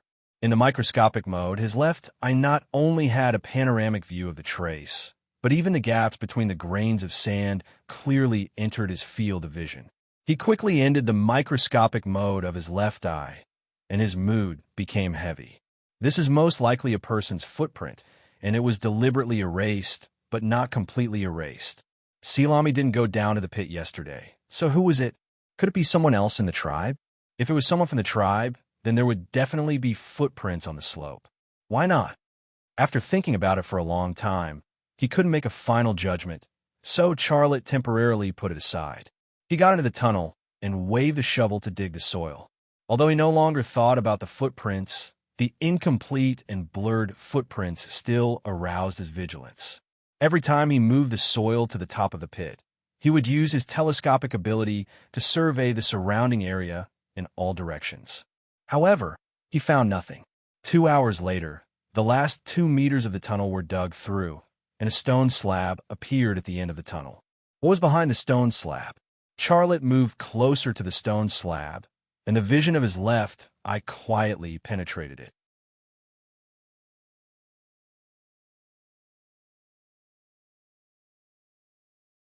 Chapter 343. There was no light in the space behind the stone slabs. It was an absolute darkness. Xiaolei's left I could see in the dark, but this kind of underground environment without any light affected his ability. He could see about 20 meters ahead, and that was only the inside of the stone tunnel. There was nothing in the tunnel. The ground, the sides, and the ceiling were all the same. The stone slabs were bare, and there were no carvings. Every few meters, there was an oil lamp on the 2 walls of the stone tunnel. It was a Pashtun-style duckbeak oil lamp, just like Aladdin's magic lamp in Arabian Nights. It was unclear whether the oil lamps were antiques from hundreds or thousands of years ago. They were covered in rust, and it was obvious that they would not light up again. Unable to see further, Charlotte stopped using his X-ray vision. He reached out to push the stone slab in front of him, but the stone slab was solidified with ternary soil. It was very stable, and he could not move it at all. Charlotte turned around and took out an impact drill. He used it to drill a few holes in the gaps between the stone slabs. After destroying its stability, he pushed with all his might. This time, he pushed the stone slab down, revealing an entrance that was big enough for him to crawl in. Charlotte did not crawl in immediately. Instead, he used a lighter to test the air inside. The flame was normal, and there was a slight tremor, which was obviously due to the flow of air. Is there a vent? Charlotte was curious. There was no problem with the air, so he crawled into the stone tunnel. After entering the tunnel, he organized his backpack and walked deeper into the stone tunnel. Even though he could see 20 meters ahead in the dark, Charlotte did not overestimate himself. He used the tactical flashlight provided by Innings 101. In this environment where there was no light, the tactical flashlight could obviously see further than his left eye, and he was happy to let his left eye rest. Tap, tap, tap, tap. Charlotte's footsteps echoed in the stone tunnel like there were many people walking. Within the range of the tactical flashlight's illumination, a strange shadow would appear from time to time, like a ghost lurking in the dark. In short, Even someone as bold as an ox would be terrified in such an environment. The stone tunnel did not extend horizontally, but diagonally downwards. Charlotte counted his steps and only saw the end when he reached 1,000 steps. 1,400 steps? This stone tunnel was actually 700 meters long. Although it wasn't a vertical height, based on the inclination of the stone slab tunnel, it wasn't hard to calculate that the end was 100 meters underground. 700 meters long, and a drop of 100 meters was nothing on the surface, but it was a huge project underground. It was hard to imagine how people built this underground world hundreds of years ago.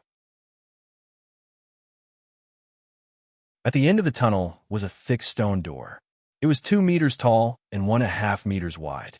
It seemed to weigh at least a few tons. Charlotte glanced at the compass in his hand. The needle of the compass was pointing straight at the stone door, and the frequency of its vibration was very strong. The thing I'm looking for must be behind the stone door. Charlotte's heart was filled with excitement as he walked towards the stone door. There was a relief on the stone door. It was a woman in an ancient costume. The carving was exquisite, and the woman in the ancient costume was lifelike, graceful, and beautiful. It was as if she could walk out from the stone slab at any time. Above the stone door, there were 2 Chinese characters carved, Mei Zhong. Charlotte thought in his heart, Zhong means tomb in Chinese. Mei Zhong could be the tomb of Ningmei's princess. If it is, then the woman in the ancient costume is most likely Ningmei's princess, Zhu Xianwei. There was no lock on the stone door, nor was there any mechanism. Charlotte observed carefully and then moved in front of the stone door. He activated the X-ray ability of his left eye and looked at the situation behind the stone door. The stone door was about a foot thick, and the material was also ordinary stone. With his current ability, he could easily see through it. However, something strange happened. The back of the stone door seemed to be coated with a layer of black glue. When his vision passed through the stone door, it was stuck. It was as if he had fallen into a swamp. It was very difficult to move forward, and the energy consumption was very large. What was this situation? Charlotte was secretly shocked and then stopped using his X-ray ability. Ever since he had mastered the X-ray ability, this was the first time he had encountered such a situation. Who would put glue behind the door of a tomb? Charlotte could not figure out this problem. Since he could not see through it and could not open it, Charlotte could only use extreme methods. He took off his backpack and took out the explosive device that Innings 101 had airdropped for him. It was the most advanced explosive device that was stuck on. He stuck 4 explosive units on the gaps at the 4 corners of the stone door, then stepped back and activated the explosive device. Boom! With a muffled sound, the huge stone door crashed to the ground. Just as the stone door fell, a squeaking sound suddenly came from the darkness. Then, a large black thing suddenly pounced at him from behind the stone door. That's a bat. Charlotte's back went numb, and then he fell to the ground holding his head. However, the bats did not let him go. In the blink of an eye, they surrounded him. Lying on the ground, he could clearly feel the bats gnawing and scratching at his clothes. His exposed skin had become the bats' target. The bats were biting his flesh and sucking his blood. In a panic, Charlotte grabbed a fuel can from his backpack and then sprayed liquid fuel on his body and the bats that were flying around randomly. Then he lit a lighter. Boom! A ball of fire suddenly appeared on his body. A large group of bats were set on fire, and his clothes were also set on fire. Bats were afraid of fire. The sudden fire scared the bats, and they fled in panic regardless of whether they were set on fire or not. Charlotte quickly took off his burning clothes and put them out on the ground. There were a few holes in his clothes, but he could still wear them. In this catacomb, an extra layer of defense was very important. More than 10 bats fell to the ground. Their bodies were still burning, and they were screaming and struggling. Charlotte's eyes fell on a bat. He suddenly found that the bats here were different from the bats he had seen before. They were twice the size of ordinary bats. They were black, but there was a circle of white bat hair on their heads. It looked like a halo, very strange. Charlotte's eyes moved to the stone door again. The back of the stone door that had fallen to the ground was facing up, but there was no black glue on it. It was exactly the same as the stone on the front. He was surprised. Could it be that these bats stuck to the stone door and blocked my vision? They can't see through? Charlotte's eyes moved to a dead bat again. The X-ray ability of his left eye immediately awakened, but the result shocked him. His X-ray vision could not see through the bat. The bat coat on its body seemed to have the ability to see through things. His X-ray vision was stuck after coming into contact with the bat coat, just like what had happened earlier. This place was full of strangeness. Charlotte picked up the tactical flashlight that had fallen to the ground and threw the light into the dark space behind the stone door. The darkness was dispelled, and an oval-shaped tomb came into view. It was hundreds of square meters, shockingly large. Where the light shone, there were exquisite stone carvings, terracotta warriors, weapons, porcelain, and other antiques. There was a white jade coffin in the middle of the tomb. It had been silent for a long time, but when the light shone on it, it glowed faintly. There was not much dust on it. Charlotte stood at the stone door and sniffed. To his surprise, there was no smell of decay in the tomb. The air in the tomb was the same as the air in the tunnel. The ventilation here was very good, but he had not found where the ventilation was. Charlotte stepped on the stone door and walked in. His foot stepped on the first stone brick. Whoosh, whoosh, whoosh. There was a sudden sound of something breaking through the air. More than 10 arrows flew from the side of the wall. In a moment of desperation, Charlotte lay on the ground and rolled backward. Ding, ding, ding. As soon as he dodged, the arrows stabbed into the stone that he had just stepped on. Sparks flew everywhere. Xiaolei broke out in a cold sweat. First, it was the blood-sucking, flesh-eating strange bats. Now it was the murderous hidden weapons. This place was full of danger. If he was not careful, he would be buried here. This time, Charlotte did not dare be careless. He got up and awakened the ability of his left eye to look at the ground. He soon discovered that the ground of the tomb was not simple. Most of the stone bricks had traps under them. Some of the stone bricks even had traps that were 10 meters deep. The traps were filled with iron rods and thorns. Once you fell in, even a god could not save you. However, there were also normal stone slabs. There was only the ground under them, and there were no traps. Charlotte quickly found a safe route. His foot also tried to step on a normal stone slab. There were no arrows, and no other hidden weapons were activated. Charlotte took a deep breath and then stepped over 2 stone slabs with traps. He jumped onto another stone slab that was safe. This time, there was no danger at all. If Charlotte did not have the ability to see through things, he would have to bring a safe map to enter this tomb. Otherwise, he would be done for after a few steps. As for ordinary grave robbers, they could not even think about it. Charlotte quickly moved to the center of the jade coffin. The stone sculptures around the jade coffin were of Ming Dynasty soldiers. Their weapons and armors were all Ming Dynasty style. These Ming Dynasty soldiers were the size of real people. Each of them had a cold expression and looked imposing. Being stared at by them was like being stared at by the undead. It was a very strange feeling. Charlotte jumped towards the jade coffin. The needle of the compass in his hand trembled even more frequently.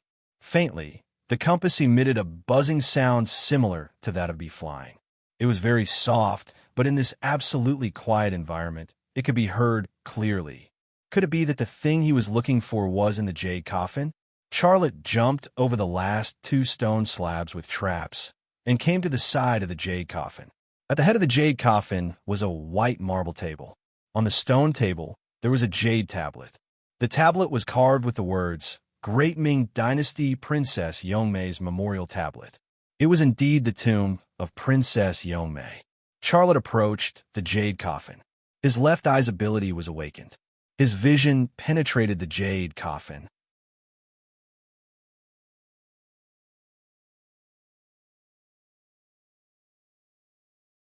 Chapter 344. There was a woman lying in the jade coffin. She had no clothes, and her entire body was exposed to the air. She was snow white, without any color of blood. She was like an ice sculpture. Her face was the same as the sculpture on the stone door. She was beautiful. Her body was slender. Her breasts were firm, and her fertile parts were full. She was very sexy. She lay quietly in the jade coffin. She was very serene. It gave people the feeling that she was not dead, but asleep. Charlotte was shocked. This Princess Yong Mei looks like she's in her 20s. Did she die very young? The ancient books of the White Hun tribe did not record when Princess Yong Mei died. In fact, in all the history books of China, official history, unofficial history, and even folklore, there was no such person as Princess Yong Mei. Therefore, there was no way to find out when and how she died. Xiao Lei's gaze finally stopped on Princess Yong Mei's neck. She wore a golden necklace. The pendant of the necklace was not made of gold or jade, nor was it made of diamond or agate. Instead, it was a golden pointer. There were many jewels and jades around her body. They were all very beautiful, but he did not see any green metal. He did not see anything related to AE. There's no ancient alloy, like Peaceful said, and there's no bronze book. There's only a pointer. How can this be? Did Princess Yong Mei hide the ancient alloy and the bronze book somewhere else? Charlotte guessed. Then, he pushed open the lid of the jade coffin. When the lid was moved, Charlotte did not need to use his X-ray vision to see Princess Yong Mei lying in the jade coffin. It was clearer. He thought Princess Yong Mei's skin was more delicate than he had imagined. It was like a white petal. He reached out and poked Princess Yong Mei's thigh with his finger. Princess Yong Mei's thigh immediately caved in, but it quickly recovered. It's elastic? Charlotte was shocked. But as he stared at Princess Yong Mei's thighs, the corner of his eye suddenly caught Princess Yong Mei's eyelids trembling, as if she had opened a slit. This discovery startled him, and he hurriedly took a step back. He was afraid Princess Yong Mei would suddenly come back to life and strangle him. However, Princess Yong Mei did not move at all. Even the action of opening her eyes was an illusion. Charlotte looked around and stood next to the jade coffin again. This time, he took the necklace from Princess Yong Mei's neck and carefully put it in his bag. The pointer was related to the next treasure spot. It was very important. Then, Charlotte put all the jewels and jades in the jade coffin into his bag. These ancient funerary objects were incomparably precious. If he didn't say anything, no one would know that he had taken them. This way, he could make up for the huge amount of money he had spent on this mission. After looting the jade coffin, Xiao Lei's attention returned to Princess Yong Mei's corpse. He was shocked. "Hey," he said, "Mei," and "Princess," he said. "No, Mei-chun, Princess Chun." He didn't use any protective measures. How can Princess Yong Mei's body be preserved so well? She hasn't rotted after hundreds of years. It doesn't make sense. Is there something in her body? Charlotte guessed. Such a practice had existed since ancient times, and that was how the Egyptian mummies came to be. Thinking of this, Xiao Lei's left eye twitched, and he used in-depth X-ray vision on Princess Yong Mei. Thinking of this, Charlotte's left eye twitched. He looked at Princess Yong Mei. Princess Yong Mei's body was not stuffed with drugs, nor was her stomach. He could even see her organs. Finally, his eyes moved to Princess Yong Mei's head. What he saw shocked him. Princess Yong Mei had a piece of green metal in her mouth. Upon closer inspection, it was the ancient alloy that Peaceful had described. The ancient alloy in Princess Yong Mei's mouth looked like a gear, but it didn't have many teeth, so it looked like a hexagram. It was very strange and gave people a mysterious feeling. "Princess Yong Mei, I'm sorry. If you want to blame someone, blame Boss Sure. He made me do this. It has nothing to do with me," Xiao Lei muttered. Then he stretched out his hand, opened Princess Yong Mei's jaw, and took out the ancient alloy in her mouth. After the ancient alloy left Princess Yong Mei's mouth, her lips dried up. This, Charlotte couldn't believe his eyes. He was so shocked that he couldn't speak.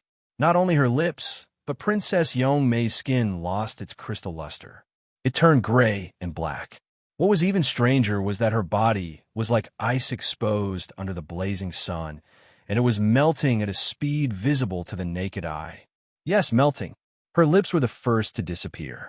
Then, her nose and her whole face. Her perky breasts melted. First, it was the top 2 points. Then it was the base. Only her ribs were left. In less than 5 minutes, The beautiful corpse had turned into a pile of bones. In the end, even the bones fell apart and turned into a pile of gray ashes. Throughout the entire process, Xiaolei watched dumbfounded and motionless. When Princess Yong Mei turned into ashes, he barely came back to his senses. He touched his forehead. It was covered with cold sweat. Even the best biologists and archaeologists in the world couldn't explain what had just happened. Princess Yong Mei's body was preserved for hundreds of years. Does it have something to do with it? Charlotte looked at the ancient alloy in his hand. He was filled with shock and awe. Humans were born with the gene to fear the unknown, and Xiaolei was no exception.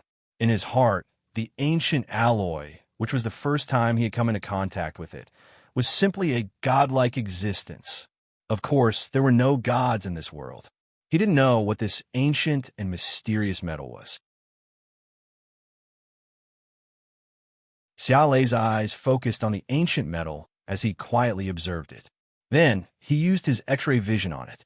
But this time, his X-ray vision was affected again. His vision seemed to be refracted by something. His left eye was affected. It went dark, and he felt a burning pain.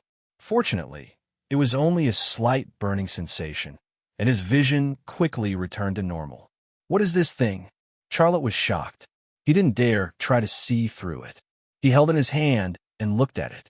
He didn't want to miss any details. This piece of ancient alloy was similar to the ancient alloy that Peaceful had described. It was very light, but its toughness and strength were very high. Although he had not tested it, he was a person who dealt with metals.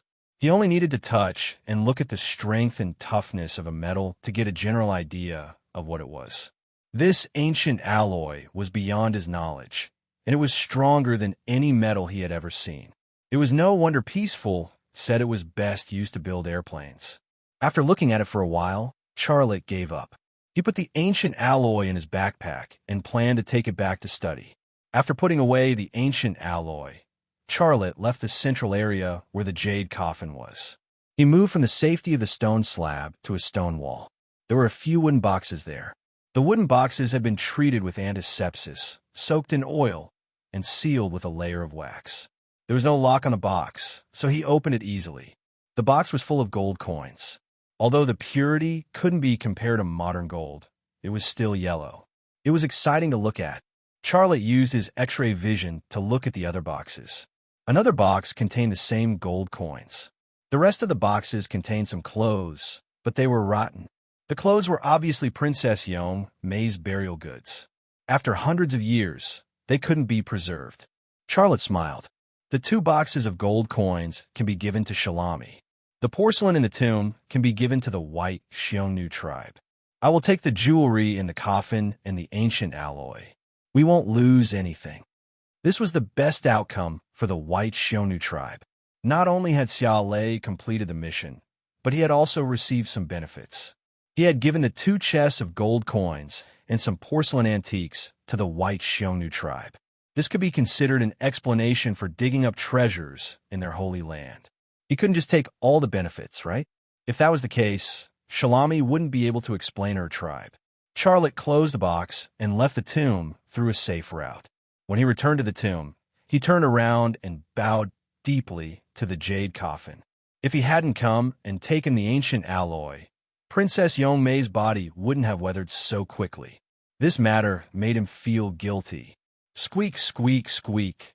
Suddenly, there was the sound of bats in the tunnel. Xiaolei was shocked. He then extinguished the tactical flashlight and held his breath as he listened to the sounds coming from the tunnel. Soon, a group of bats flew over and brushed past his body before flying into the tomb chamber. Then they disappeared from the dome of the tomb.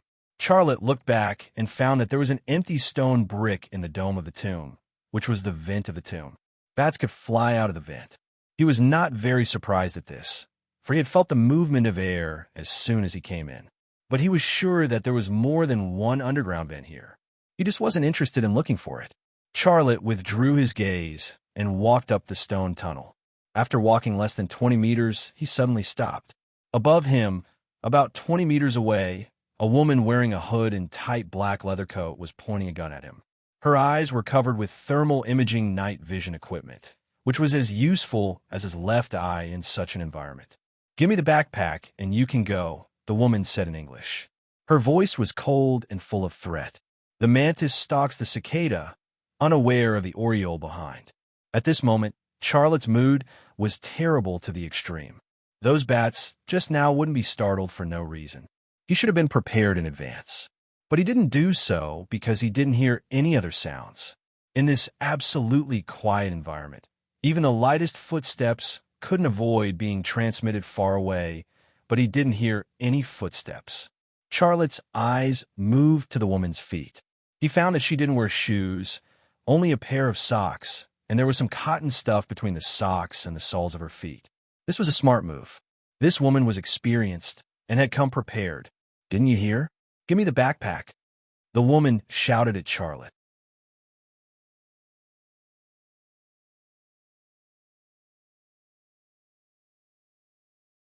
Chapter 345. You're really smart. Charlotte's eyes moved to the woman's face. The layer of black cloth, including the thermal imaging night vision equipment, disappeared in an instant. Her entire face was exposed to his field of vision. When he saw her face clearly, a smile appeared on his face.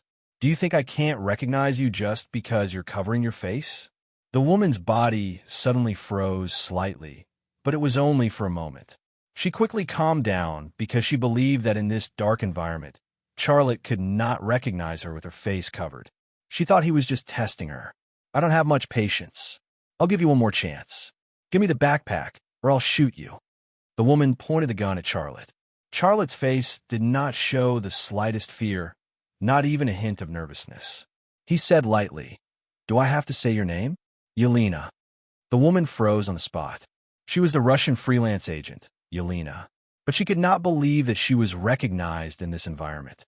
She also felt strange. Yelena's reaction allowed Charlotte to capture a message, which was that she did not know about his ability. This situation also happened to the CIB. They did not know what changes the AE capsule brought to him. This situation could also happen to his father, Xia Changhe, and he would not know what changes happened to him. After realizing this, Charlotte's heart was more confident. He said calmly, "Yelena, although your face is covered, your voice will not change. Also, you know what I'm doing here. You help me. Although it was my father's idea, I don't believe you will shoot me." As soon as Charlotte's voice fell, a gunshot exploded in the tunnel. It was Yelena who fired. The bullet hit the stone wall behind Charlotte and splashed a cluster of sparks. Charlotte did not even frown because he knew very well that this Yelena was just his father's subordinate. She did not have the courage to shoot him. In fact, the moment before she fired, he had already noticed that the muzzle of her gun shifted to his body. Otherwise, he would have dodged and fired back. Yelena said, "I'll say it again," Charlotte interrupted her. "If you want the things in my backpack, let my father come and get them himself. Aren't you afraid that I came behind your father's back?" Although Yelena did not admit her identity, this sentence was a disguised admission. If she had come here behind Xia Chang's back, then she could shoot at Xia Lei and kill him. That was what she meant. Xia Lei opened his palm to reveal a small throwing knife. "Do you see this? If you really are here behind my father's back and you shoot me again, it will kill you. Do you want to try?" Yelena suddenly became nervous. She had not seen Xia Lei kill his way here with her own eyes, but there was no lack of relevant information. She knew very well how powerful Xia Lei was. She was holding a gun in her hand, and Charlotte was only holding a small knife in his hand. But the strange thing was that she was the one who was nervous. The pressure of survival was not on Charlotte's side, but on her side. Charlotte said again, "You helped me, so I don't want to kill you. Go. I'll pretend that you never came." Yelena put down the muzzle and said in a helpless tone, "Your father asked me to come. The things you got are very important to us. Give them to me. I'm not doing it for myself. I'm doing it for your father. If he wants it, he can come to me himself." Charlotte's attitude was very firm. Yelena frowned. "Why are you so stubborn? He's your father." Charlotte said, "I know he's my father, but these things are wanted by the country. Many people have died for the things in the backpack. Just because you said so, I should give them to you? Also, you came to see me alone. How do I know if you were really sent by my father? How can I be sure that you won't take them for yourself after taking them? You don't believe me? I won't easily trust any woman now. Ha ha ha. Yelena made a strange laugh. Charlotte just looked at her and laughed, but did not say anything. Putting aside the importance of the things in the backpack, he would not give them to her just because his father Xia Changhe did not show up. Even though Yelena had helped him before, who could guarantee that she didn't have ulterior motives? If your father comes in person, will you give them to him? Yelena stopped laughing and asked tentatively. Charlotte said, "Let's talk about it when he comes." Yelena did not say much and turned to leave. Charlotte asked, "When will he come?" Yelena turned back to look at Xiao Lei. There was a hint of respect in her voice. No one can decide on your father's matters. When he feels that he can see you, he will naturally show up to meet you. Charlotte's heart sank slightly. He originally wanted to use the things in the backpack to lure his father out, but judging from Yelena's tone, his father would not come out to meet him this time. Otherwise, his father Xia Changhe would come in person to ask for the things instead of sending a subordinate. Could it be that the things I took are not particularly important to my father? Or is he waiting for all the ancient alloy parts to be gathered before thinking of a way to take them? Seeing Yelena's back disappear into the darkness, Charlotte also had this question in his heart. After leaving the tunnel, Charlotte climbed up the pit, but Yelena's figure was no longer in front of him. Charlotte looked around but still did not find any trace of Yelena, nor did he find his father Xia Changhe. He was disappointed and prepared to leave this place and return to the White Han tribe. Suddenly, a woman's voice came from the ruins. "I remember your face." The voice was soft, fluttering, and faint. It gave people the feeling that it had been processed by sound quality software and sounded like a ghost's voice. This voice immediately made Charlotte's hair stand on end. His gaze quickly searched the ruins, but unfortunately, he did not see anything other than rocks. The strange woman's voice only appeared once and did not appear again. Charlotte shook his head and said doubtfully, "Could it be that I've used my X-ray vision too much and am hallucinating?" When Charlotte first grasped his X-ray vision, he would hallucinate every time he used it, and they were all very ridiculous. There was no one else here.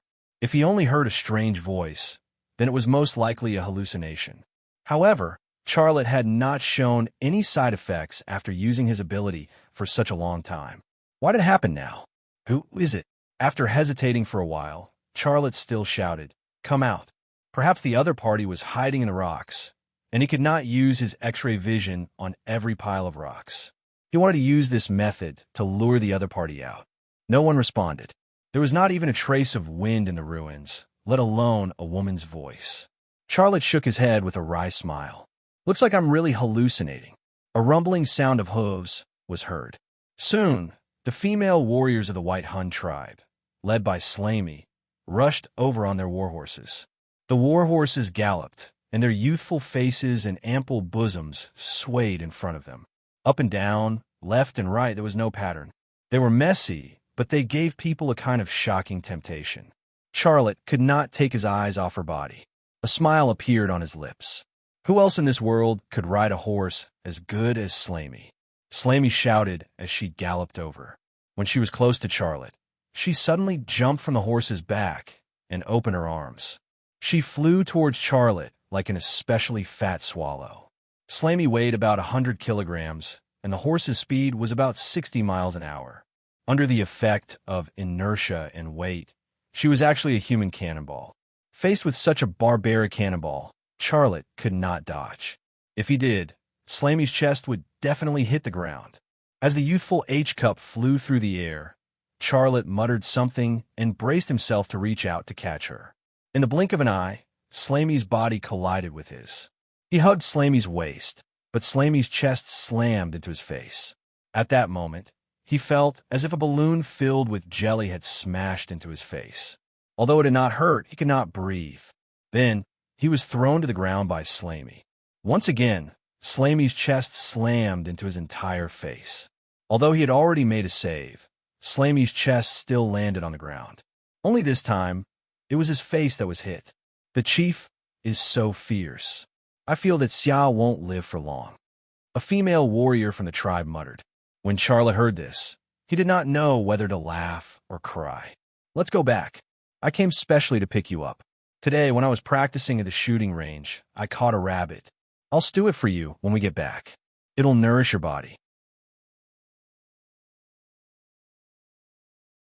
Slamey climbed up from Charlotte's body, looking very happy. Charlotte saw the rabbit tied to the saddle. He was really hungry, but now is not the time to go back and eat a rabbit. He said, "Why don't you ask me what I found? Did you find anything?" Slamey was still as carefree as ever. "I found Princess Yongmei's grave. It had a lot of gold, porcelain, antiques, and so on. The initial estimate is that it's worth a few $100 million, Charlotte said. Slamey giggled and said, "Stop joking. Let's go home and eat a rabbit." Charlotte suddenly slapped Slamey's perky butt. "I'm serious." With a crisp slap, Slamey's perky butt rippled. A large group of valiant women stared at Slamey and Charlotte, dumbfounded.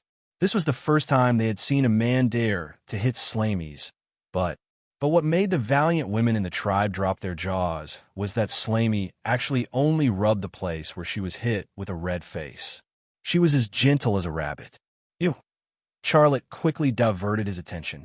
He grabbed Slamey's shoulder and said loudly, "Your tribe is rich. Believe me, it's true.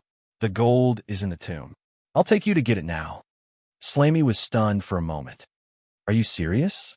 Behind Slamey, a large group of valiant women in the tribe suddenly burst into an uproar. One by one, they jumped off their horses. Charlotte smiled. "You'll know soon enough. But I have to remind you that there are traps in the tomb. When we get to the tomb, wait for me at the door. I'll move the things out, and you can move them out." Hurrah! The women in the tribe cheered. Da-da-da, bang, bang, bang. It was really a bad habit for them to shoot randomly when they were excited. You're tuning into the Warrior Lore YouTube channel. Don't forget to subscribe and join us on this journey to catch the most captivating stories.